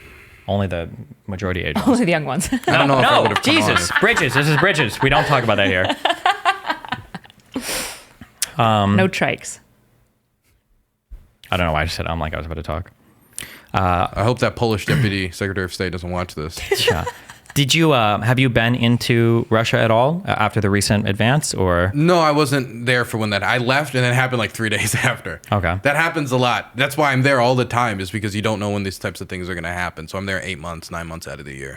When people are on the front lines or in the supply areas or in these kind of like more, I say forwardish positions, but I mean, it's in Ukraine. Do you find that they're very responsive to the day-to-day news? Like, for example, when I was in Israel and 4 hostages got freed, like the entire mood of the country you could see was like elevated. Every single person knew about this. In Ukraine, when there's like an advance or a loss, are people like pretty responsive? People, because of social media and the fact that basically everyone has access to the internet. While you're on the front line, you're not like using like cell service, especially not me, because I have an American SIM card, and the Russians will see that, and then I don't want that. But everybody has Starlink or some other way to connect to the internet for communication reasons, but that also means that they can access the internet. That means a lot of them are playing World of Tanks, a lot of them are watching the different soccer games. When I was with mortar teams and on the Lipsky axis, that's where the Russians attacked over the Kharkiv border. It was one of the more recent offensives that didn't really get that far. We were watching like Kiev Dynamo like go head to head with the Serbian football team. So they have access to the internet, so they have access to this information. And I do know that the recent advances in the Kursk have really risen morale a whole lot. But also, I don't want to put too much weight into it, because like sometimes I'll see like NAFO accounts, more like Western liberal, like or Western like pro-Ukraine people like find some political update and they'll be like, wow, yay, big advance. But they're not watching every single political back and forth. They know the general swings and the general vibes back and forth. Like I was asked about Kamala by that same mortar crew, but they definitely follow the updates on the front, and it does affect the mood. But it depends on where you are, because in Pokrovsk right now, where the Russians are advancing rapidly, they're taking like a village a day, like a kilometer a day. Which is in which part of the country? It's in the Donbas. It's in the Donetsk region. Okay. This Pokrovsk location is really important for supplying troops in Donetsk, New York, Konstantinivka. I've been there many times. They need this location, and they're advancing towards it. And the troops here, they pulled troops out of that location to go supply this attack into Russia. And so for them, it's like, yay, this is great. But now we're even more understaffed for being pushed further. And so while that might be a morale boost for most of the country, for them, they feel a little, it's a little bit more of a mix. So it depends on the certain circumstances. It can be different in localities.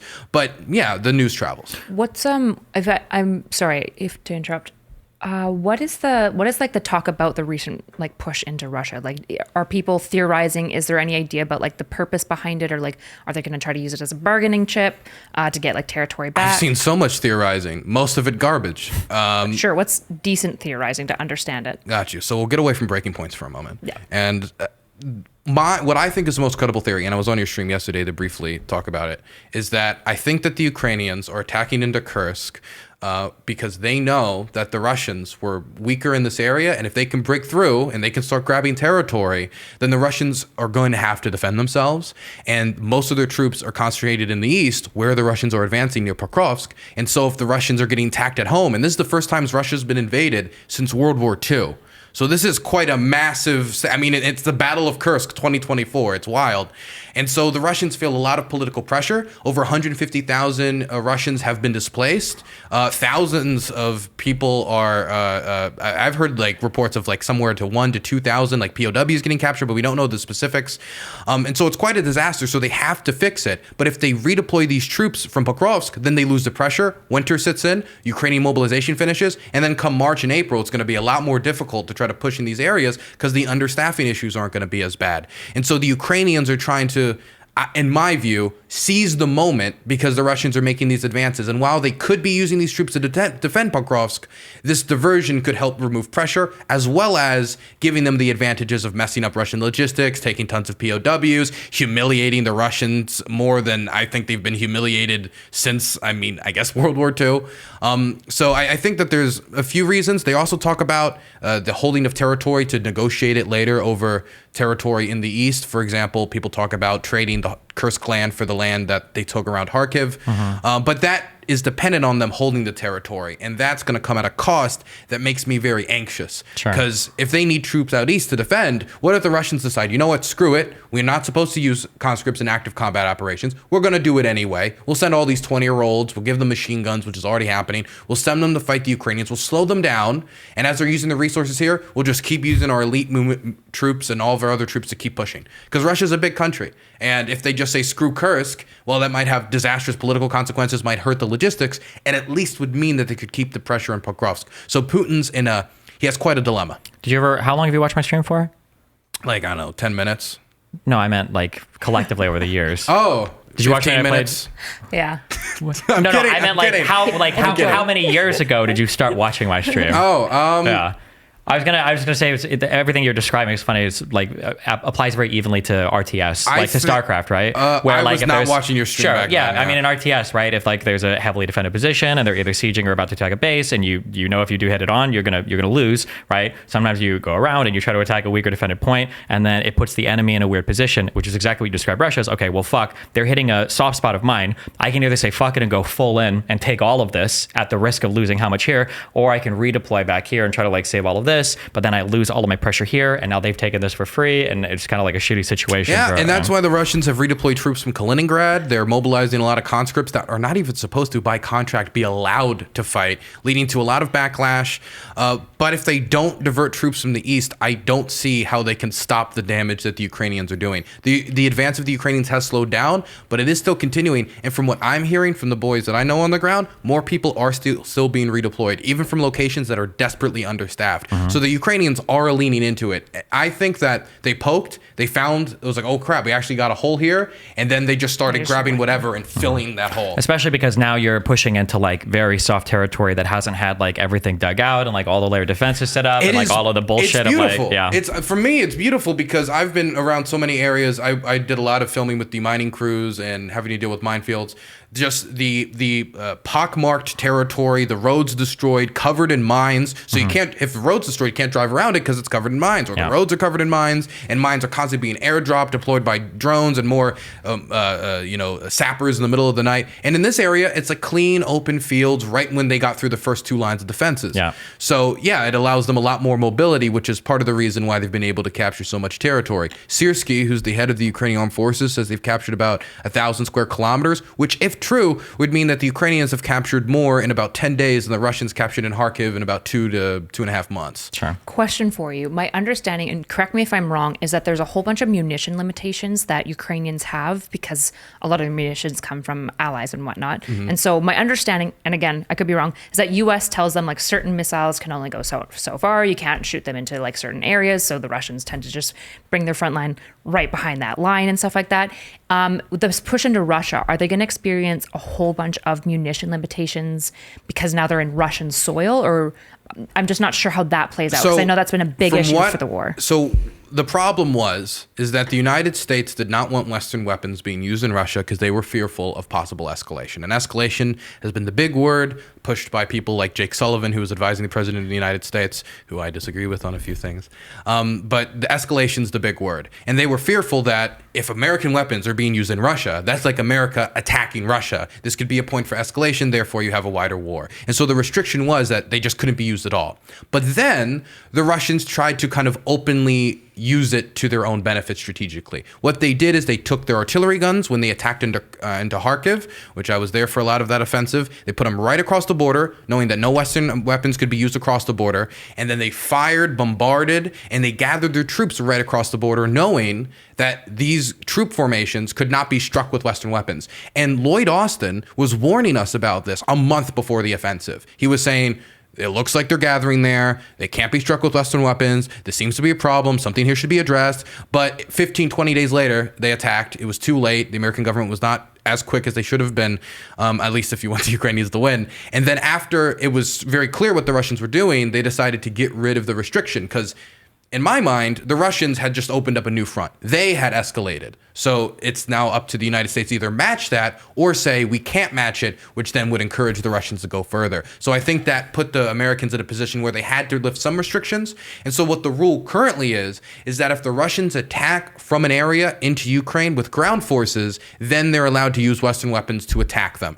And for this operation, they've used HIMARS to strike Russian convoys. And so there seems to be not a lot of restrictions as much as there used to be, but there is still some. And the main one you hear complained about by the Ukrainians is the inability for Ukraine to use Western weapons, long-range missiles, to strike air bases. Air bases that are bombing Kiev, air bases that bomb that Cancer Children's Hospital, bases that have bombed restaurants, civilian homes, military targets as well, but have been terrorized in Ukraine for 2.5 years.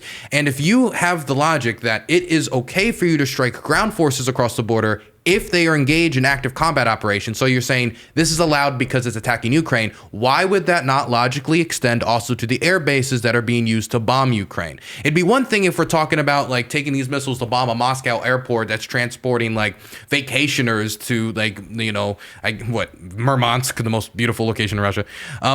But it's not. We're talking about striking air bases that are specifically being used to bomb Ukraine day after day after day after day. And that's a restriction that many Ukrainians are very angry about. And Zelensky is constantly kind of poking at, trying to get America to change their mind, because it's usually America changes its mind and then everybody else kind of follows. Okay, or it's the British that break it and then the Americans follow and then everyone follows. Okay, gotcha. So the push into Russia, they're allowed to use American weapons because the push was originally triggered by an offensive from Russia that then had a hole, or what's kind Kharkiv, of the legal? Yes, but Sumy, they seem to be wiggling around a little bit more on Sumy because there wasn't a big offensive from Russia into Sumy. Yeah. It would have been a bad idea because the governor there is actually competent. They've built up good defenses. It would have been a disaster if they did that.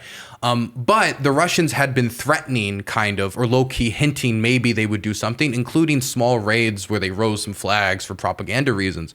So while that's very little and didn't mean anything, what the Ukrainians were able to do, or at least this is my interpretation, we don't know this for sure, so believe me, don't believe me, is that the Ukrainians built up forces in Sumy, making it so the Russians would think, oh, they're building up defensive forces because they think we're going to attack, so we're diverting their forces, when really they were gathering up forces doing offensive to make the Russians divert their forces. But because they technically went over the border and did those few little attacks, then it's fair game. It's fair game. Okay. Yeah. Okay.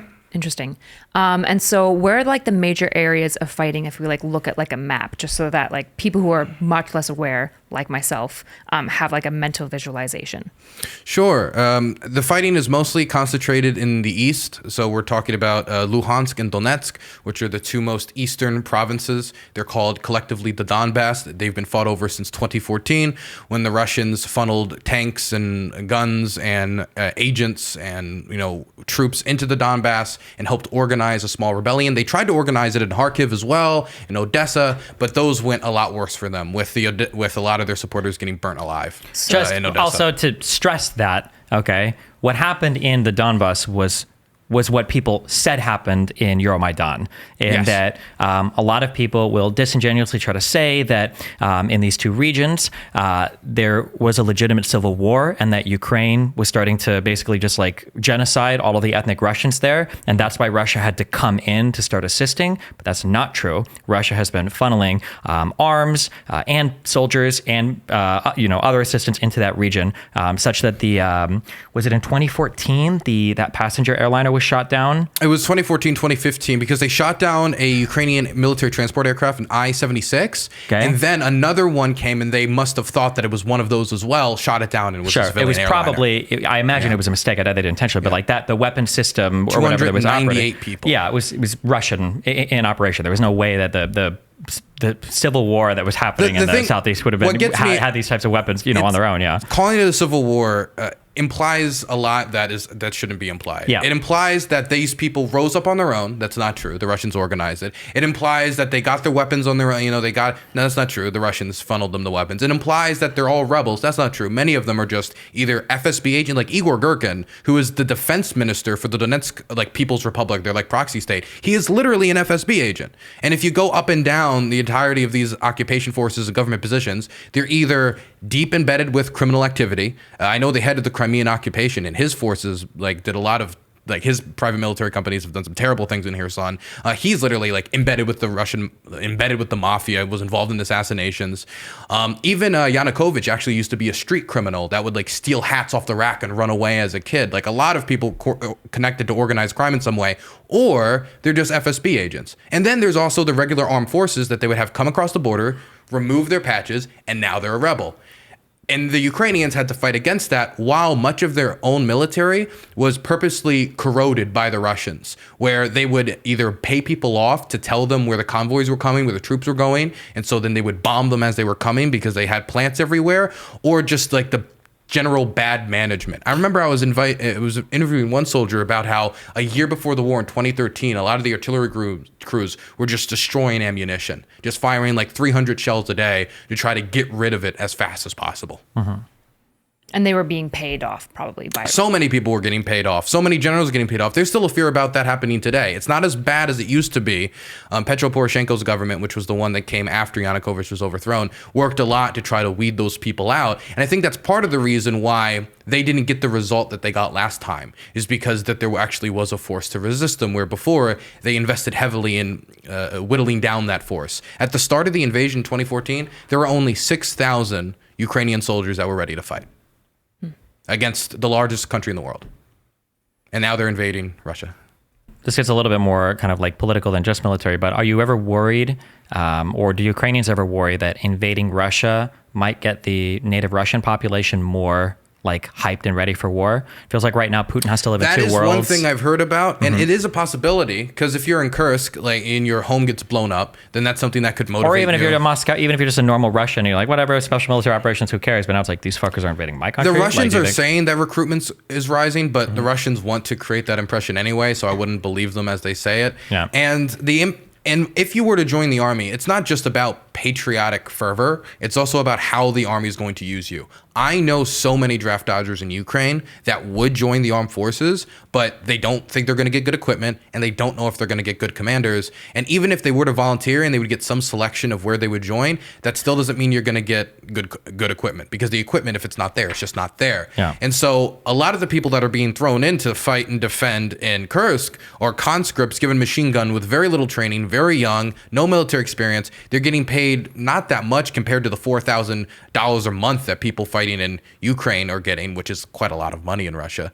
And so these people, I don't know how patriotic they're going to be about defending the country. Hold on, wait a second. When you were describing these people that are scared to join because they don't know about the commander, the weapons, whatever, did you mean to say Russians I was describing the Ukrainian side, but the same problem exists on the Russian side. Okay, the same problem exists on the Russian side as well. Okay. I would even say, in some extent, it might even exist to a higher degree, because in Russia, the way that they've tried to solve the problem is just by offering more and more and more and more money, to the point where they're offering unsustainable packages for people to join the armed forces. But then they get a lot of people from poor regions where there's not many other economic opportunities. And all of Russia's GDP growth right now is in the war industry, in war production or something related to the war. But that's not sustainable long term. And so if you're a everyday Russian facing bad economic prospects, that'd be one thing to join up to try to salvage your financial situation. And there's going to be some, I think, that'll join up to patriotic fervor, but not a lot of people want to say oorah while marching into a drone attack with no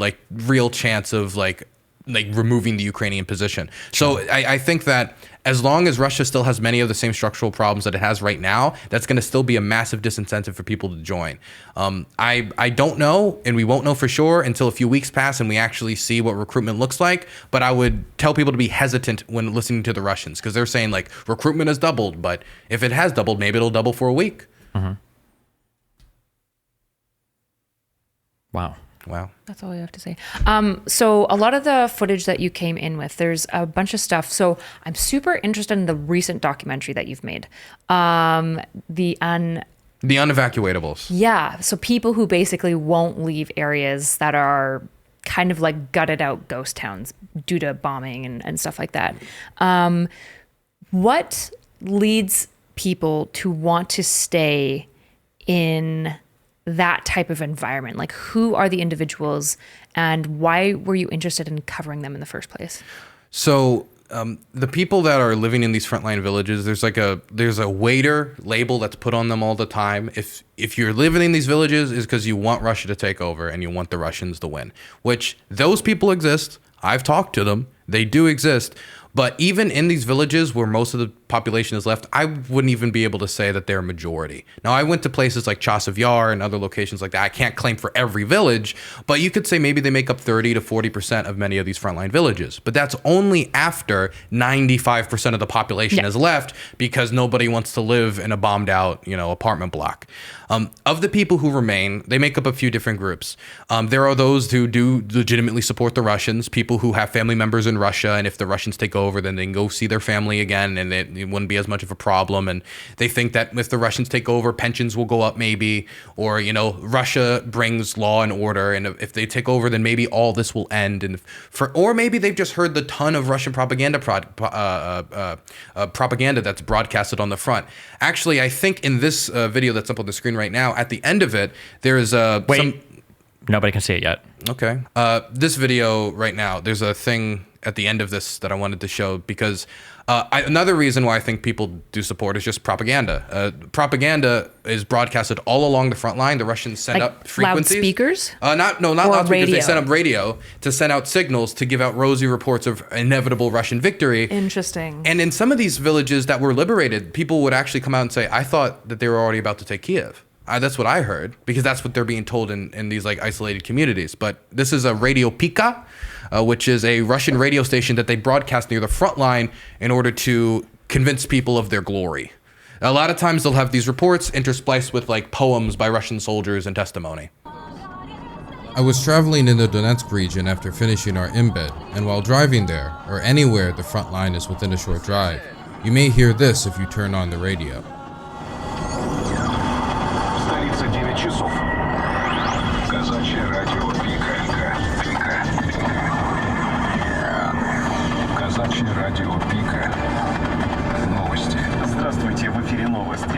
Is this the Russian radio? Yeah. Oh my God.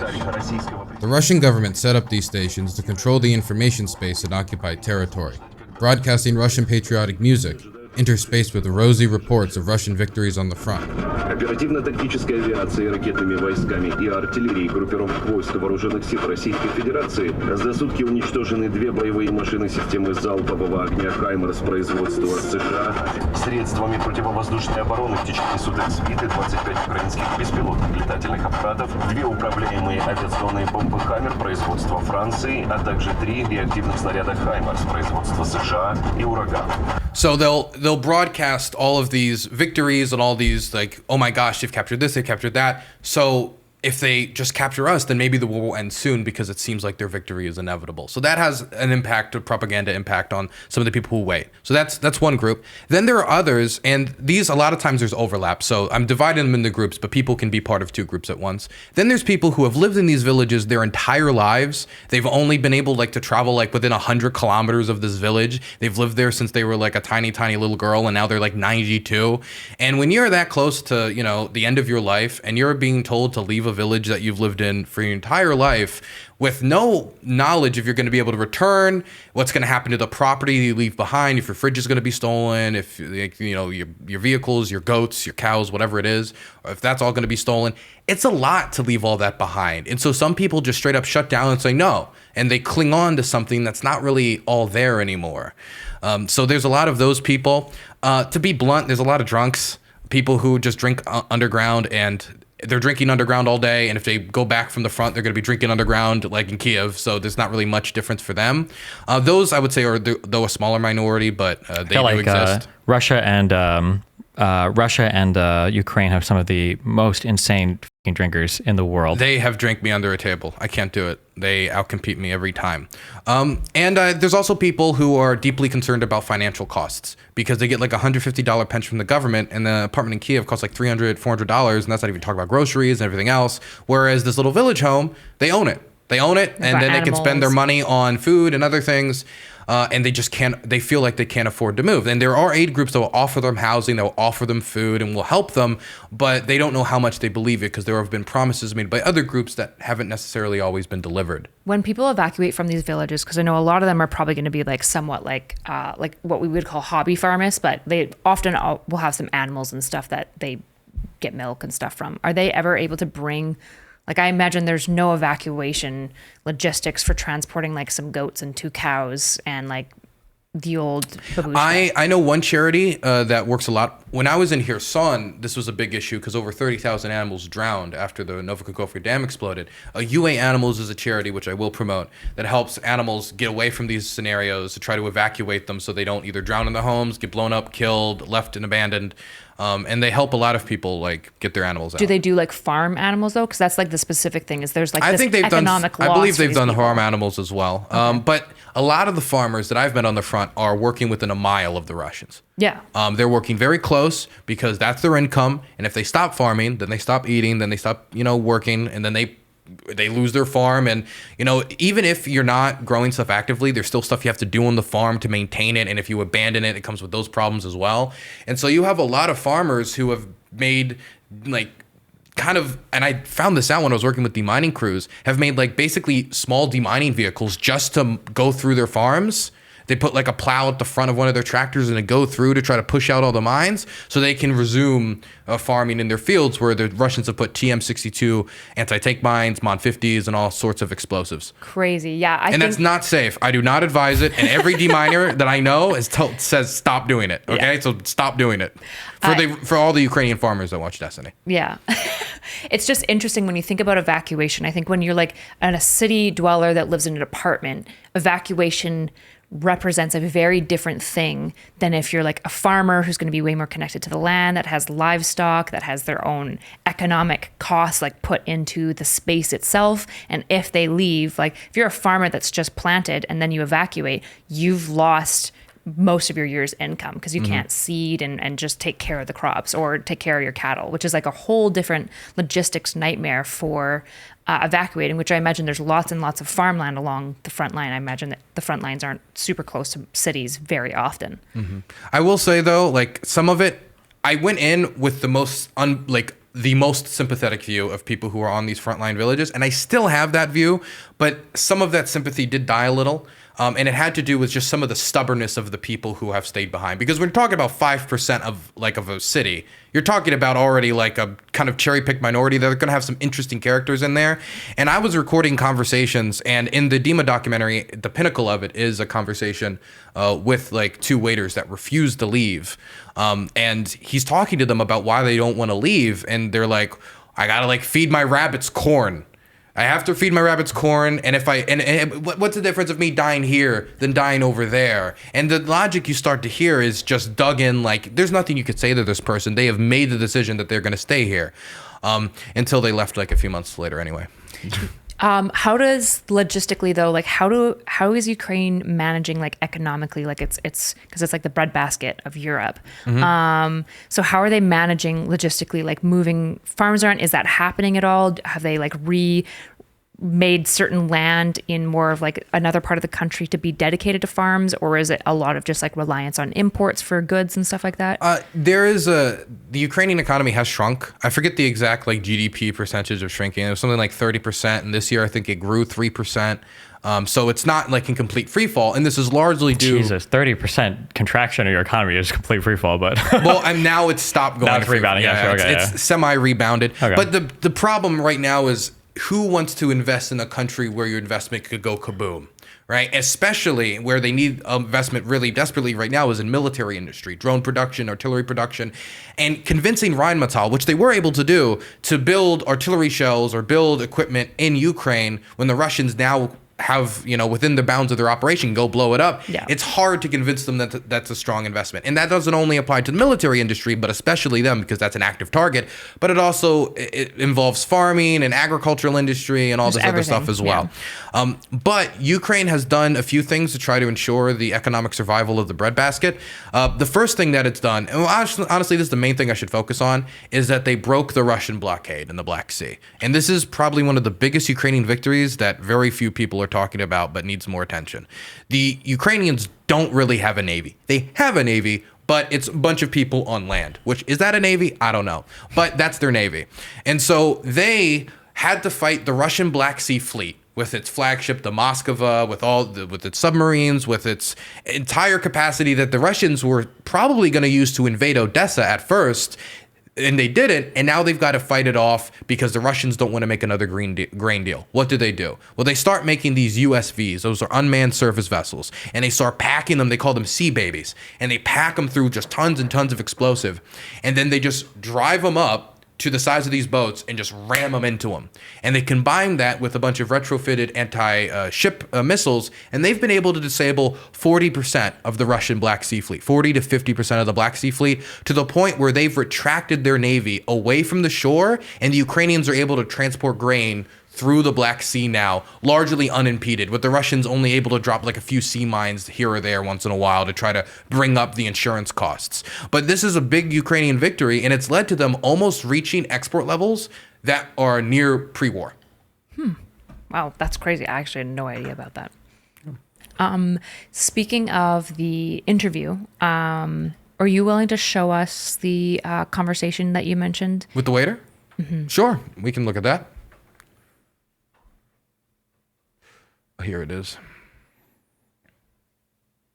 Do you want to see a few conversations or just like the main one? I'm super curious to kind of see the kind of like what you described, like that post hoc rationalizing. Sure, we can do that then. So we have Polish and Ukrainian subtitles for anyone that's interested. Nice. Yes, we love the Poles. Okay. Do you have a lot of Pole viewers now? Actually, yes. I have been growing my European community quite steadily. And a lot of boomers. I have a lot more elderly people watching my content now. Older people love Ukraine. At least older Americans. Much more than young people do. Okay.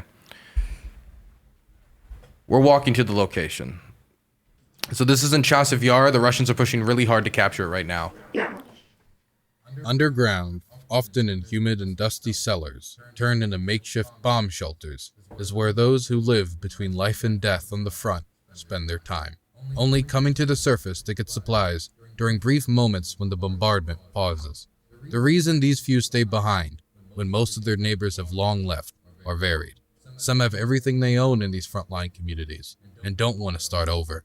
Small pensions from the government can only take you so far. Others have lived their whole life here and can't imagine moving for anyone or anything. Home is home. Some are just plain stubborn. There are even those who choose not to leave, but to wait. Wait for the Russian advance.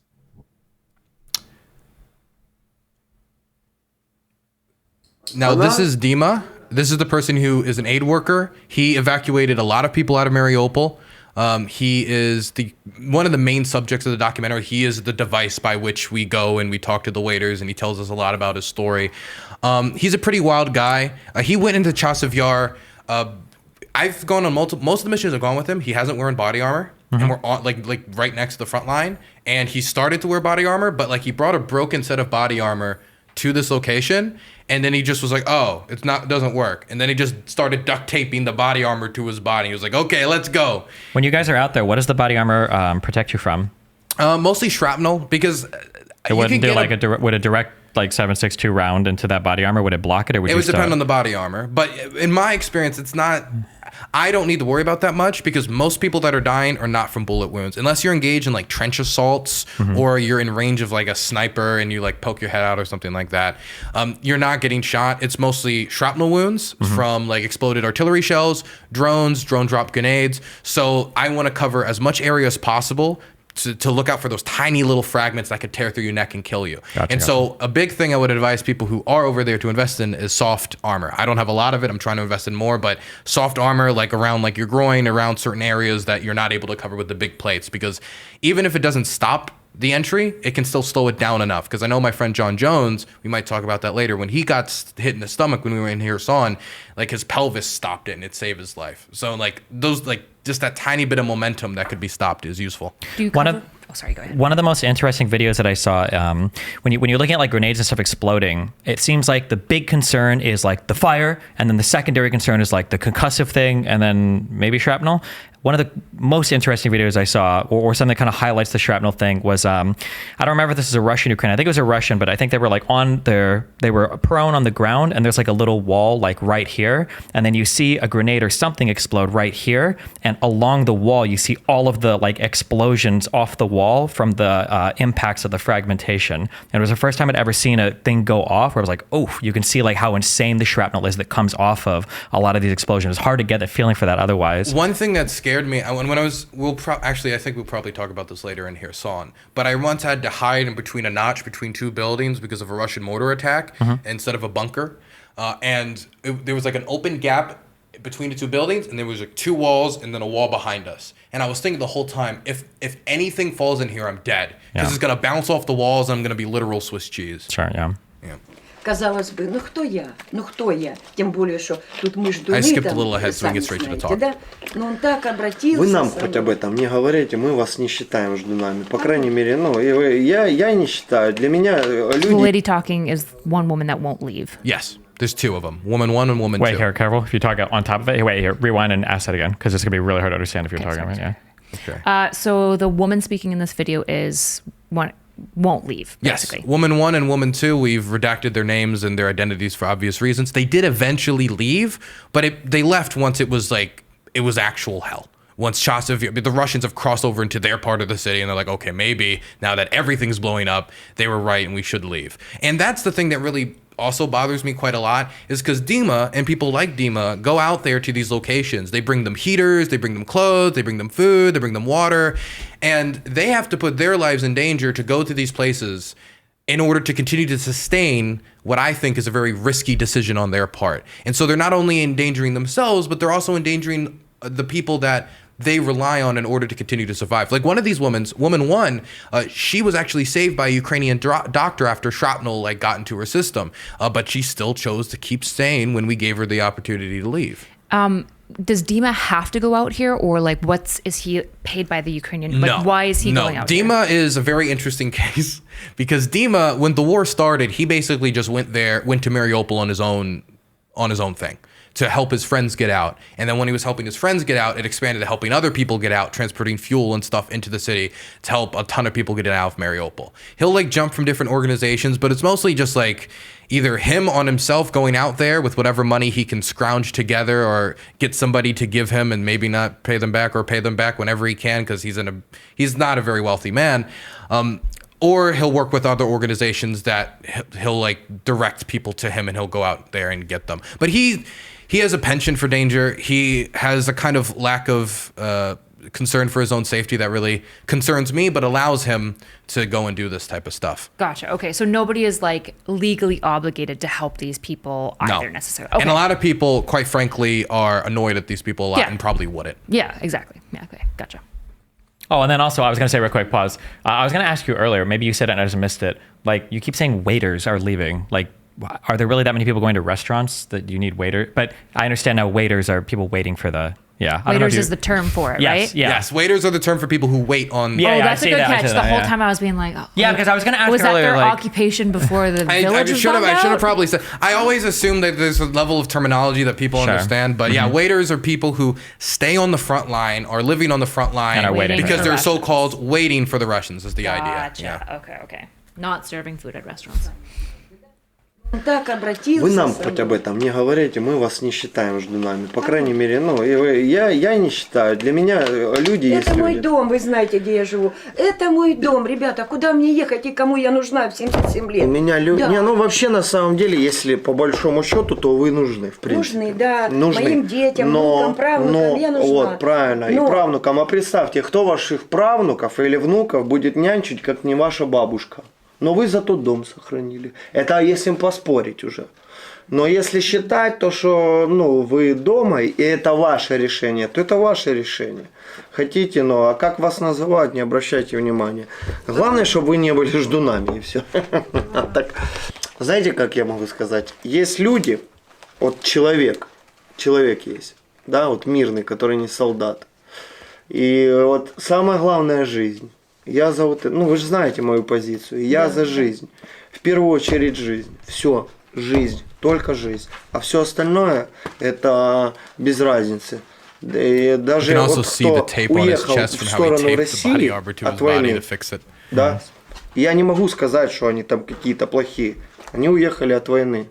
Ну, может, у них не было возможности, там, куда им хотелось уехать, так же само, ну, как и у куда вас. ты уедешь, если опять, допустим, Ну, да. сейчас там из Мариуполя, ты уже в Украину Да, не выйдешь, да. ты можешь только в Россию выехать. Но у тебя остается выбор, либо в Мариуполе жить, либо выезжать в Россию. Дальше, ну... Ну, а сколько... That's another. Oh, sorry, that woman talking is another aid worker that's with him. Just to clarify. Подождите. И работы нету, вот что Украина. Смотрите, знаете, от безысходности смотрите, я вам, смотрите, знаете, можно, вы уже, это я вам отвечу. У нас на шелтере люди живут с Мариуполя. Мы их кормим, и мы им даем жилье. Шелтер, да, 100%, там, конечно, не личная квартира, но, извиняюсь, и условия получше, чем подвал. Это раз. Подождите, в смысле, ну, всю жизнь и война не будет. Надеюсь. Но я говорю, с Мариуполя живут люди на шелтере. Они не дышат сыростью.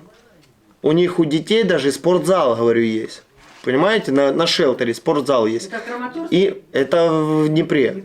Им дают питание, жилье.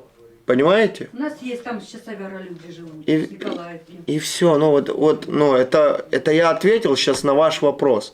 Кому вы нужны? Это вот кому вы нужны. Но где вы будете брать деньги? А как вы уже... Не всех вы обогреть, вы понимаете, в первую очередь кого? Пожилых и кто с детьми. Вот я приеду Подождите, на шелтер. мы сейчас обо всех не говорим же. А у нас есть места. Ну, у меня никакого дохода нет. Вы меня будете содержать? А что, у нас платный шелтер? Нет. Я не знаю как. Я говорю, люди, вы не услышали? Вы как будто не слышите. Я говорю, люди живут с Мариуполя сейчас.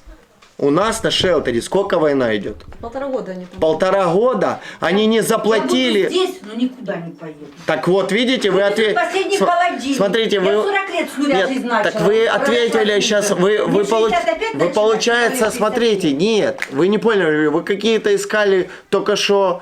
Я вам просто говорю, люди повыезжали от безысходности, от войны уехали. Кто детей спасал, кто сами выезжал. Так просто России... так и скажите, я не хочу уезжать. Зачем вы говорите о каких-то условиях и о том, что вы там всех не обогреете? Вы уже там за все. Сколько на шелтеров на Украине? Так вы же обо всех не думаете. Вот для вас конкретно есть место. Хотите, поехали. Жилье, питание. Судьба в это время так вот правильно, просто так и скажи. Так это одно и то же, ты лежишь, когда на дороге, вот просто лежишь плашмя на дороге и говоришь, вот если судьба, чтобы на меня наехала машина, значит судьба. Но это ж не здраво лежать на дороге и говорить, ну это ж судьба, если на меня машина наедет. Ну куда вы уходите? Давайте договорим. Я поехала внукам окна забивать и поеду еще к сыну кукурузы кролика. Там мне вообще, я не то, что... Я просто, я говорю, я не говорю, что это плохо, что вы тут живете. Это ваше решение, и я его уважаю. Просто вот ваше решение я уважаю. Но не одобряю. Вот и все, понимаете? Как личности я уважаю решение. In your mind, after witnessing all of this, do you think that it's worth the time and expenditures made to kind of get these individuals out? Because I imagine a lot of people are probably like, this is just not like, leave them to their fate, they've chosen it, whatever. I don't know if I am as so ecstatic about we won't leave, but you can bring us all these supplies to make it easier for me to stay here. Like, that is something that I don't know how I feel about, but I do think that it is worth the effort. I do think that people like Dima are doing good work trying to get these people out, because it's not only even a question of their own safety, which should be their top priority, but it's also a question of the soldiers that have to fight around them. Because the soldiers in Chasiv have to fight the Russians thinking, there's a grandma in that house, we can't use that house as a firing position, we can't be near the house because the shell will pass and then hit them. And you're not only endangering the waiter or the individual that does not want to leave, you're endangering the aid worker, you're endangering soldiers who are not going to be able to take possibly the best defensive positions in the city. It comes with a whole list of complications that make me think that it's still worth the effort. I think I think there's two things going on too. In just tying it back to the Israel-Palestine stuff, in 48, there was the big war that caused a bunch of Palestinians to have to flee. In 67, when Israel started to take over places in the West Bank and the Gaza Strip, and people were looking at the same thing of like, well, should we flee? A lot of people were like, if I flee, I don't think I'm ever coming back. And that's why a lot of the population ended up staying, because they're like, I'm not going to run from my house and not be allowed back or not come back again. And I see a lot of that, the same thing, like, how long has the war been? It was supposed to be, a few months, a couple weeks initially, whatever. Now it's been a year and a half. If I flee my house, I don't know if I'm ever coming back. I think that decision probably weighs a lot heavier in the mind of somebody who's older versus somebody who's like 20 or 30. Like, if I had to guess, are most of the waiters that you run into like over the age of like 50, 60? I don't think I've ever found one under the age of 50. There might be a few instances where there's people who are like scared of getting drafted. We interviewed one woman before this that had talked about their son not wanting to be drafted. But in the vast majority of instances, the people here are like really old babushkas. And it's also the case in occupied territory, because most of the people who used to live in the Donbas, even before the big invasion, left. There's no job opportunities. A lot of the infrastructure has been destroyed and not been repaired. The Russians have not invested in it quite a lot. They took the land, they said it was theirs, and they want to take care of it, but then they don't make a lot of the investments. And so that led to like not only the waiters and the people on the front line who were staying being really elderly, but a lot of people in occupied territory, really disproportionately elderly. Yeah, so you got a lot of old people who, like, if you're 20, 30... They also didn't help that they killed much of the fighting age population. Sure. If you're 20 to 30, you've got like a whole life that you can rebuild. It's not a big deal. If you're older, you spend a lot of time there. Obviously, you've built your whole life up. And the idea of starting over at, she said it, right? At 60, 70, one is 77 years old in that room. Something else I also wonder, and I don't know if it's a translation thing or not, so I can't speak to the language, but it was interesting to me that she said, there's nothing for me in Ukraine. Do you think for some of these older people, maybe it was transition from pre-Soviet Union to post-Soviet Union, do you think that they identify more heavily with like the towns or villages or homes they're in than like the country in and of itself? Like if we were being evacuated from Florida, nobody would say, I don't want to go to the United States. We're in the United States, right? Yeah, there are some people that are like that. It's kind of like, I've heard not from people, but like directly, but from others retelling me stories. So I just want to be clear that I'm being told this secondhand. Sure. But if people who are like, I don't care who controls what, man, I just want my pension. Yeah. And there are people who believe that. That's not the majority of society. But if you grew up during the Soviet period where the border between Russia and Ukraine really didn't matter as much because of just the relationship that developed, then yeah, it's probably, you're not going to see as much nationalism from them. Sure. I'm super curious. This might actually be a silly question, but if they're in an occupied area, how do you guys get in and out? Like, are there checkpoints that we don't go into occupied territory. So no. this isn't occupied territory? This is right before. This is a village. This is a city that the Russians are actively trying to take. And these are the people coming like, last call, get out while you can before the army comes in and it's street fighting. Gotcha. Okay. Because when you guys were saying go to Ukraine, I was also confused of being like, aren't they in Ukraine or are they in like occupied territory right now? But no, they just mean going to like Kiev or like a more secure location. They're just talking. It's just like proper. In casual terms. It's not. Yeah. Okay. Gotcha. So you guys aren't going. You can never go into occupied territory. No. If I went in occupied territory, I'd be screwed. You'd be a POW. Yeah. No. 95. According to the UN, like the vast majority of people who get detained by the Russians get tortured, and it's electroshock, like beatings, rape, and I have no interest in going to occupied territory and taking part of that. Yeah, and not even just according to the UN. There are videos of this, and you can see the people that come out. They release the videos. They'll record it themselves and put it on social media. The worst was the castration of that one POW. Yeah. And then people come out, obviously, having lost like 40, 50 pounds. Like, these people are like skin and bones. They look like they walked out of a concentration camp. Yeah. I'm super curious about, we touched about this a little bit. The Russian radio that you showed us. Radio Pika. Is Is this, you might not know, is this going to be standard? Is that, this obviously wouldn't be in Israel, Gaza. Is this a normal thing? Because it feels like propaganda and info stuff seems to be like Russia's number one tactic always. Like, it's just so interesting that they've got this Russian, it's an element of war I never thought about, of isolated communities only getting fed radio that is Russian owned and propaganda. Yeah, they invest a lot into the information space. Not only we see it every day on social media, of course, and we see it within like the alt media commentators that get paid off by them under the table. But when it comes to like these like frontline villages, it's like, yeah, if you live 3 miles in occupied territory, you're learning from the local paper, who's going to be printed by whom.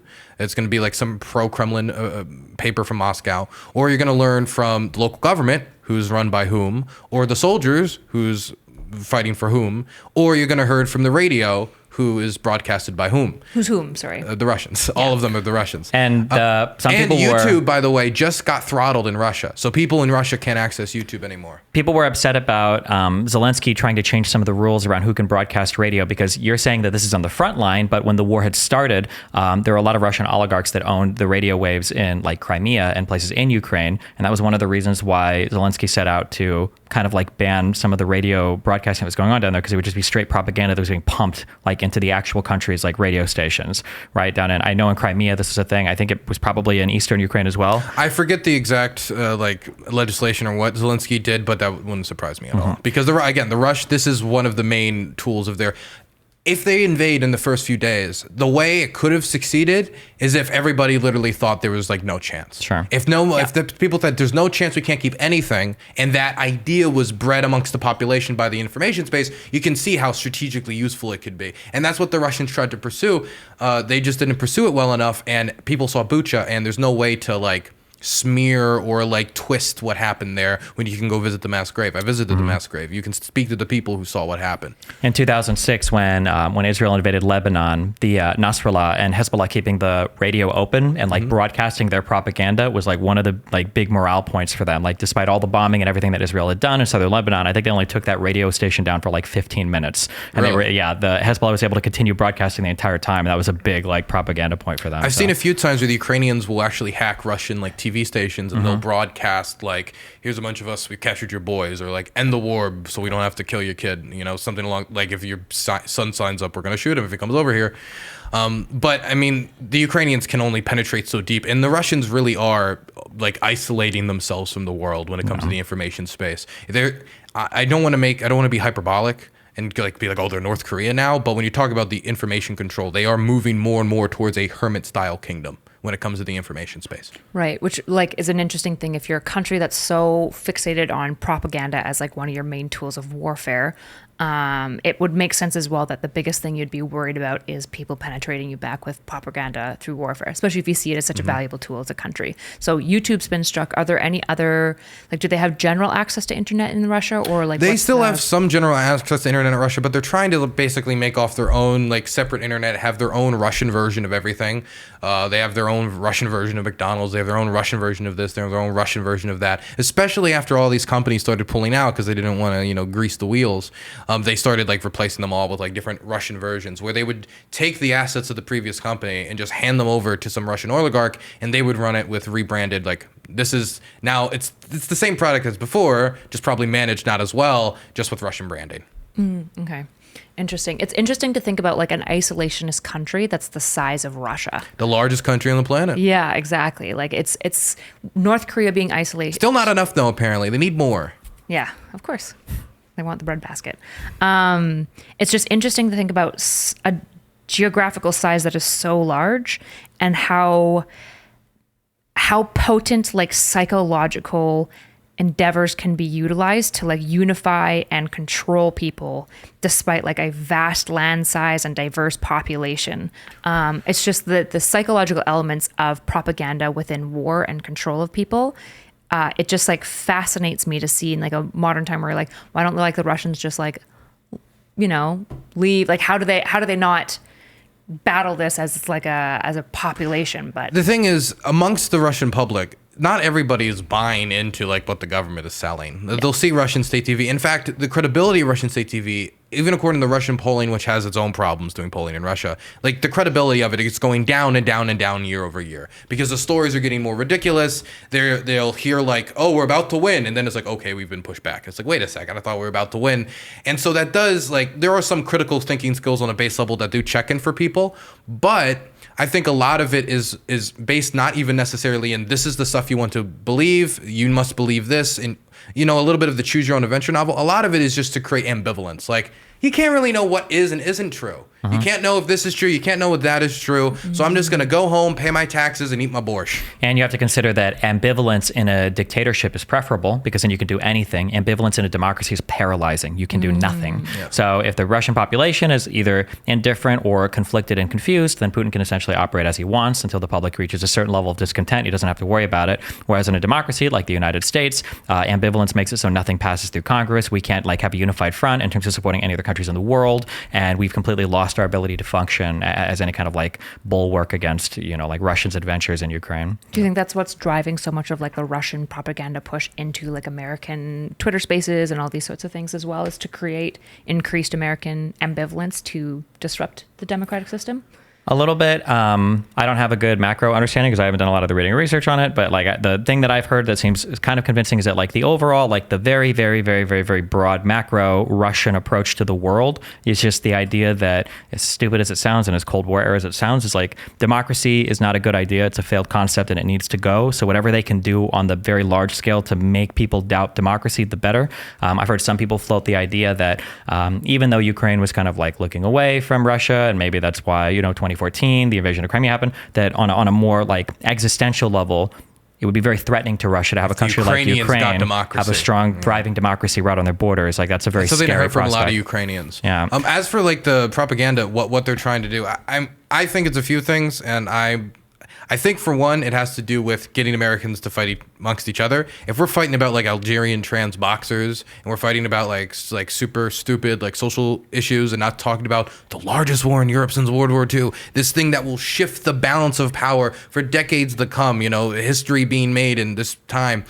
We should be talking about the Algerian trans boxers. We should be talking about this. We should be talking about that. If we're too busy fighting each other, then we're not going to be fighting the Russians. And so they want to keep social tensions and political tensions in the United States high. And so that's why you'll see the Russians, what they'll do, I don't know if you've seen what they did at Black Lives Matter rallies. What they would do is they would organize a Black Lives Matter rally on Facebook in Russia, and this would be done either by Prigozhin, who did the Internet Research Agency before he was with Wagner. He was actually doing a lot of this disinformation stuff for Putin. Sorry, they'd organize a rally, so Russian operatives would organize a Black Lives Matter rally in America. Yes, in America, so in the United States. Mueller report detailed a lot of information about this. It had a lot of good stuff, more good stuff than whatever came out of the Hillary Benghazi obsession. But there was a company called the Internet Research Agency, which was one large company that was in the United States that was being fully funded and operated by people that worked out of the Kremlin. And yeah, they would organize. There was the funniest example from the Mueller report was, I don't remember if this was in Austin, New York, but there was a protest where Russian people had organized both the protest This and is what the I was talking about. They organized the Black yeah. Lives Matter protesters, and then they organized the counter protest on Facebook so people would arrive to both and then feud.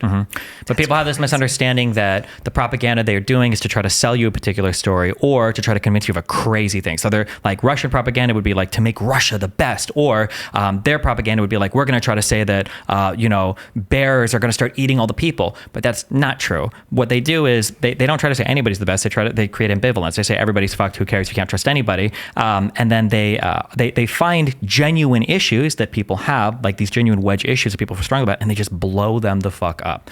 They try to like exaggerate as much as possible because they know that if we can get people to talk about this, it's a genuinely super divisive issue.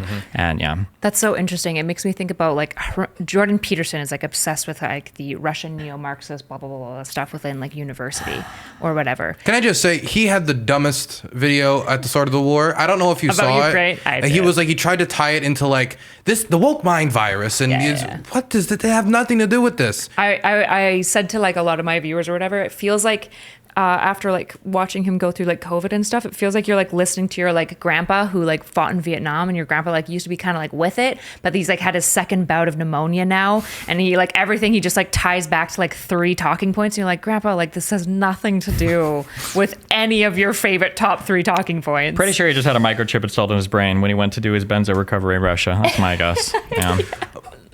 Maybe. Serbia. But when I think about it, it's a good point that you guys are bringing up, because I think on the right, there was this concern about Russian propaganda on the left for like years. And we're like, that's silly. A lot of people would say that that's really silly. It maybe wasn't. But it did exist to some extent. And this is the thing, is there's not an ideological 100% commitment. We support this far right group. We support this. In Europe, it's largely the far right, because the far right are the insurgent power. But it's about supporting the political fringes that will create instability and might have in common agreement on them taking a back step on the world stage. Which is why you see so much interesting horseshoeing that like starts aligning and stuff. Not just because like authoritarianism tends to horseshoe in and of itself, but also all they're trying to do is, like you said, machine gun out a bunch of propaganda to kind of see what will bite. And they don't really care. There's no cornerstone narrative that Russia's trying to push to like American viewers. They just want American viewers fixated on anything but foreign policy and the Ukrainian war and what's going on there. Interesting. Okay. I guess anything else that we haven't talked about that you think is super relevant? Any questions that we haven't asked you that we should have? Or if you can communicate anything to a foreign audience, I'm saying foreign from the perspective of somebody in Ukraine, somebody that's not in Ukraine, what is like one or two things that you wish that more people would either know about or understand, or like if you could communicate like one message? I said this earlier, but I'm going to say it again, because this is the thing that I found had the most impact with libertarians when I was talking to them at LibertyCon, is the fact that Ukraine gave up its own security for us. They gave up their nuclear arsenal, the ultimate guarantor of state security, in order for us to have more secure nuclear control of the world. We understood that a state that just went through the collapse of the Soviet Union, high levels of corruption and economic instability, having nuclear weapons might not be the smartest thing, especially if those generals and officers have a corruption problem. We want to collect these nukes. We give them over to the Russians to collect them, to hold them. We signed this agreement that we would come to their aid if they were attacked, and they were attacked. So this is where somebody would, call upon the United States to be credible in the promises it's made for the security of its own people and security for the world. And I think most lefties and most righties and most everybody agrees that nuclear nonproliferation is a laudable goal to attain to. But often when I hear how the nuclear conversation around this war goes is, if we support Ukraine, World War III. If we support Ukraine, the world will blow up. If we support Ukraine, then everything's going to go kaboom.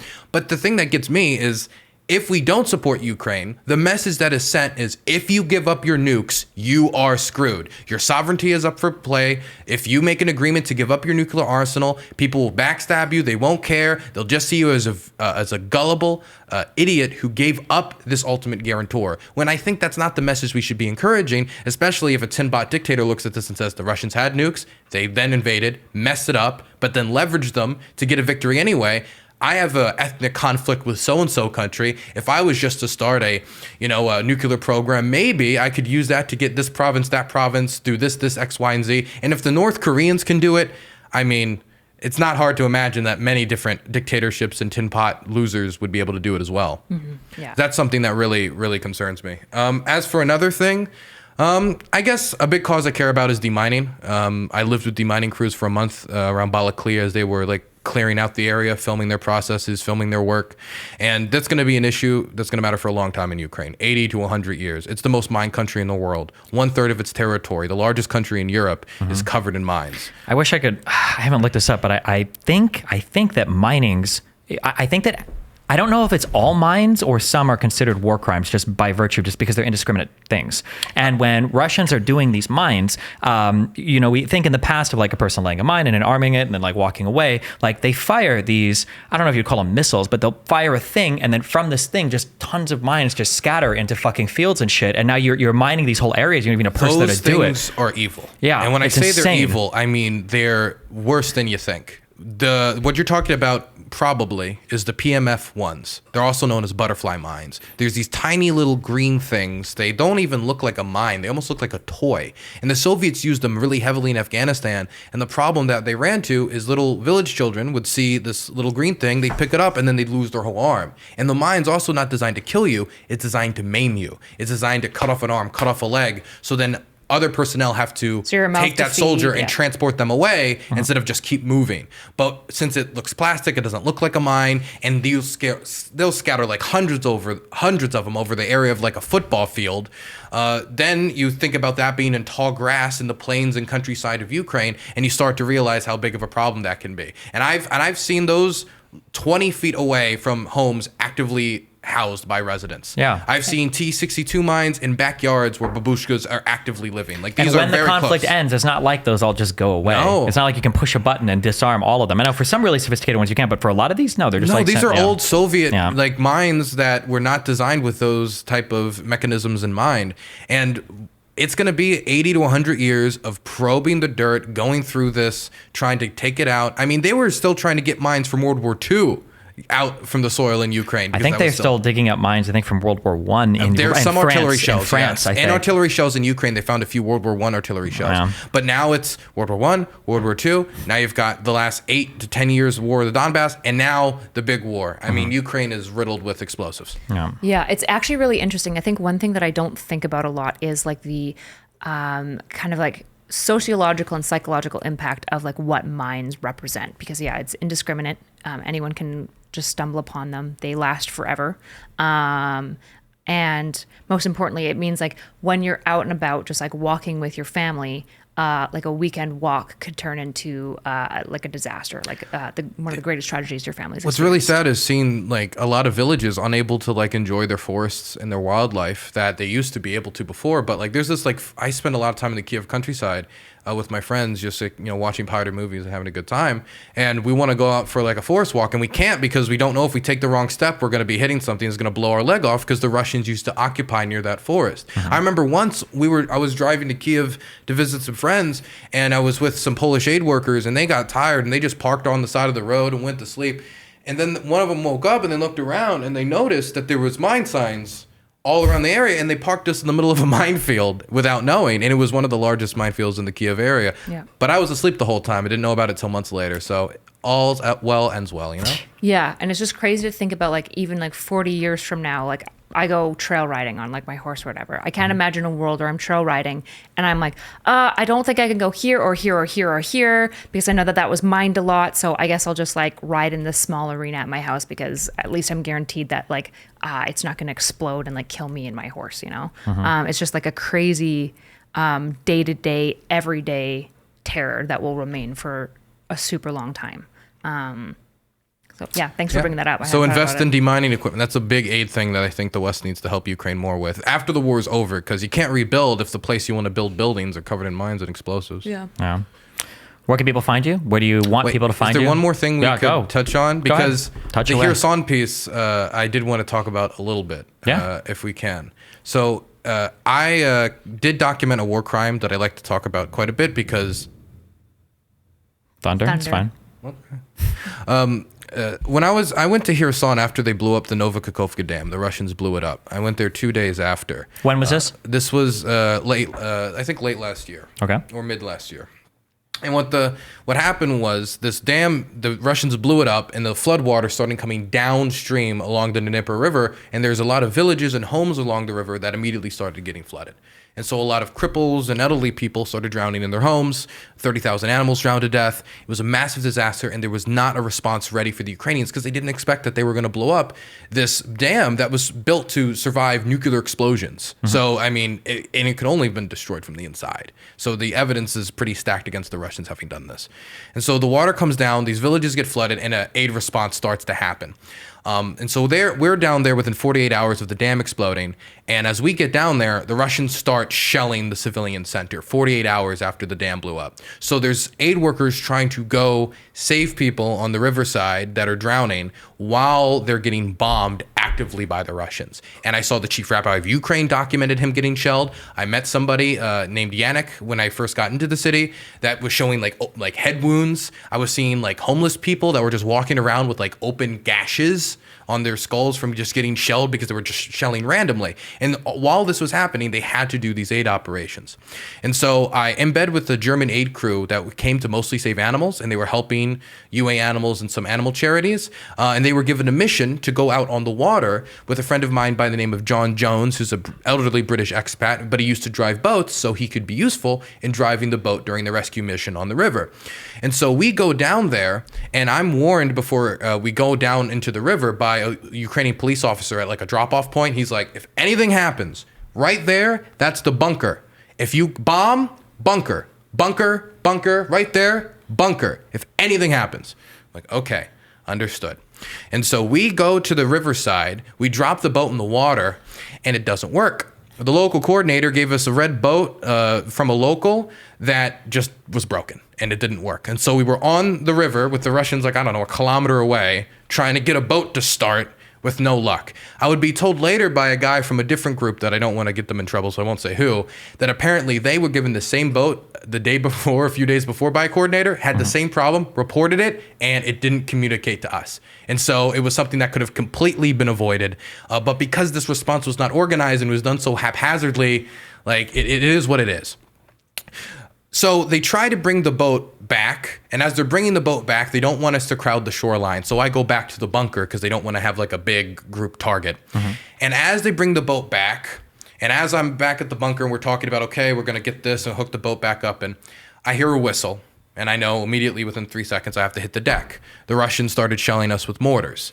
And so I'm like, okay, I was given one instruction, run to the bunker. I run to the bunker, locked. They locked us out of the bunker. It wasn't just a problem there. It was a problem in Kiev. It killed a few people. I know that the mayor of Kiev, Klitschko, he got a lot of heat for that. But there is a problem with bunkers being locked during these situations. It's not as bad as it used to be, but it's still a problem. I'm surprised they lock. Yeah, is it for... It's not like these are all there? bunkers that were made to be bunkers. A lot of these are buildings that have deep basements, and they're like, this is the community bunker because we don't really have like an actual bunker made. Gotcha. So we end up running around, and that's when I go into between those two slots, like I said, where it could make me Swiss cheese, and I hide there with my friend Anthony Bardaway and a few others. He's from he was working with I believe New Voice of Ukraine at the time, and while that's happening on the shoreline, they're directly bombing the aid boat in the aid mission. My friend John Jones gets hit in the stomach. Shrapnel enters his stomach, hits him in the pelvis. He's on the ground. He's nearly 70 years old, so he can't pull out of the mud. And the mud is deep. It swallows your legs as you're walking through it. And so the German aid workers are desperately trying to run off the shoreline as the shells are coming in. I don't know the specifics about the mortar sizes, but I think they started with a 40 millimeter and then moved up to an 80 millimeter. The first one to like figure out the shot, and the next to like actually take us out. And they decimated the boat. It was turned into complete Swiss cheese, and it was an absolute disaster.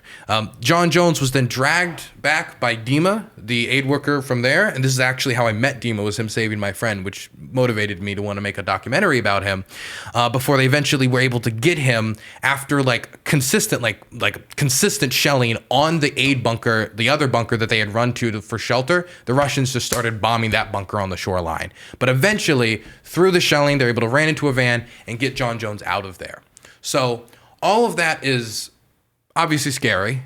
And the next day I go to John Jones in the hospital before he's going to get transferred to a different place in Odessa. And I get a text. And instead of talking about it, I could just show you, actually. I think it'd be better. That shows me this footage right here. 1 second. Would be treated that night at a local Hasan hospital, where doctors discovered that his pelvis stopped the shrapnel in his lower abdomen, which likely saved him. I was lucky in many ways. The shell fragment, the shrapnel, entered cleanly through my belly, around the area of my navel at an oblique angle, and passed under the layer of muscle and tissue, then struck the edge of my pelvis and was deflected out of my body. Again, a clean entry and exit wound. The next day, while everyone was still rattled by the previous day's events, Dylan and Alex were visiting John in the hospital when Dylan was texted a video. Me and Alex Bardaway went to the hospital to visit John. He was pretty messed up, but he was in safe condition. And when we were talking to him and about to head out from the hospital, I get a text message from my buddy, from my good friend in Kiev. And it's a video that was very obviously the boat that we were using the day before, the red boat. And there was the white boat next to it, and it was on the exact shoreline. It was us. That was us, the aid workers, on the shoreline. And it was from the perspective of a Russian drone with a rune often used by the Nazis in the top left-hand corner. And they were playing rock music as they shelled us on video. And then they posted this online with a message about us being special forces trying to build a bridgehead on the other side of the river. It was absolutely ridiculous. It was surreal. It was kind of hard to process. It was probably the most shocking part of the entire trip. The video in question was posted on the Disgusting 8 Telegram channel, the social media channel for drone and artillery support elements attached to the Levadia Battalion, a private military company owned by Sergei Aksionov. Aksionov is the head of the Crimean Occupation Authority and was installed in 2014 after Russian forces invaded and occupied. So the rest of it goes into like descriptions of the exact people, like what group did the bombing, etc. But they, after bombing us, they claimed that we were Azov trying to create a bridgehead on the other side of the river. And once we released this footage, people were like replying to them like, you guys just bombed a bunch of aid workers. Like what, what's wrong with you guys? And they just ignored it. They just put it aside and they just kept going. And so this is my problem with like combating misinformation. If I was not there, this would have just been a moment where the Russians just got another victory and they killed some Azov boys and hoorah. But because I was there, Anthony Barterway was there, and a lot of other people decided to give their testimony, we know in this instance that the Russians are lying. We know for sure because of the footage. We proved that they committed a war crime here. But they move on so quickly and they lie about 5, 6, 7, 8, 9, 10 other events that it's a problem to catch up with them. But I'm happy that we were able to get them on at least this, that we were able to prove that they're lying about this, they bombed aid workers, and it was a war crime. Has any like councils or anything that are like investigating reached out to you about this specific instance to document it or anything? No, the Washington Post was interested in the story, but they didn't want to pay me for it, which was weird. I probably shouldn't say that out loud for professional reasons, but I don't care. It's pretty crazy to see like propaganda getting made about you in real time. Yeah. You see how the machine works, yeah? Yeah, it's weird to see them try to kill you and then say, but you were an Azov guy. We had to kill you. It's very strange. Very strange. I don't know. It's hard to even like watch the footage. It's hard to comprehend. Yeah, it's terrifying because then it goes out. It's like, okay, I'm just like a random person. If it happened to me, how many... Is there any real stories coming out ever from these groups, or are they just like making up shit constantly? There is a lot of time. I've seen Ukrainian war footage reposted and they just say, this was us. We killed that. And they're just showing their own soldiers getting domed and they're saying that actually, no, that's us. This happens with every Middle Eastern conflict because it's all brown people and it's all whatever footage. People post anything and say, he keeps posting dead Syrian children claiming they're Palestinians. And it's very gross considering he supported the gassing of those children. Yeah.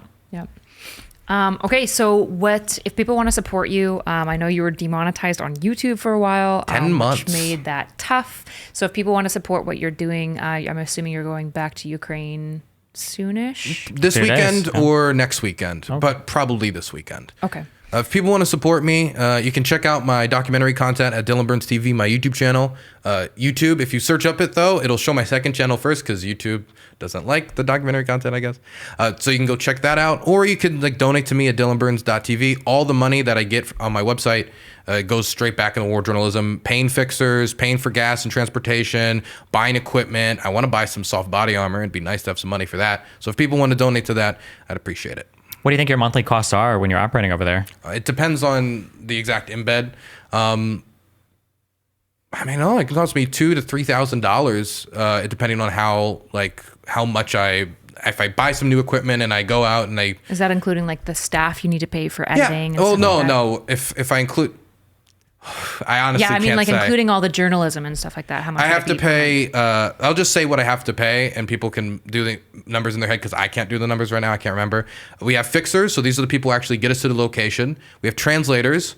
We have both for doing the in-person translation and the online translation as well. We have the editor, the person who actually has to edit it. Then I have to pay for gasoline. I got to pay for food for everybody that travels out with me. I got to pay for housing while we're out there for apartments and different places that we can stay because I don't really trust the hotels because the Russians have a tendency to bomb hotels where journalists stay at.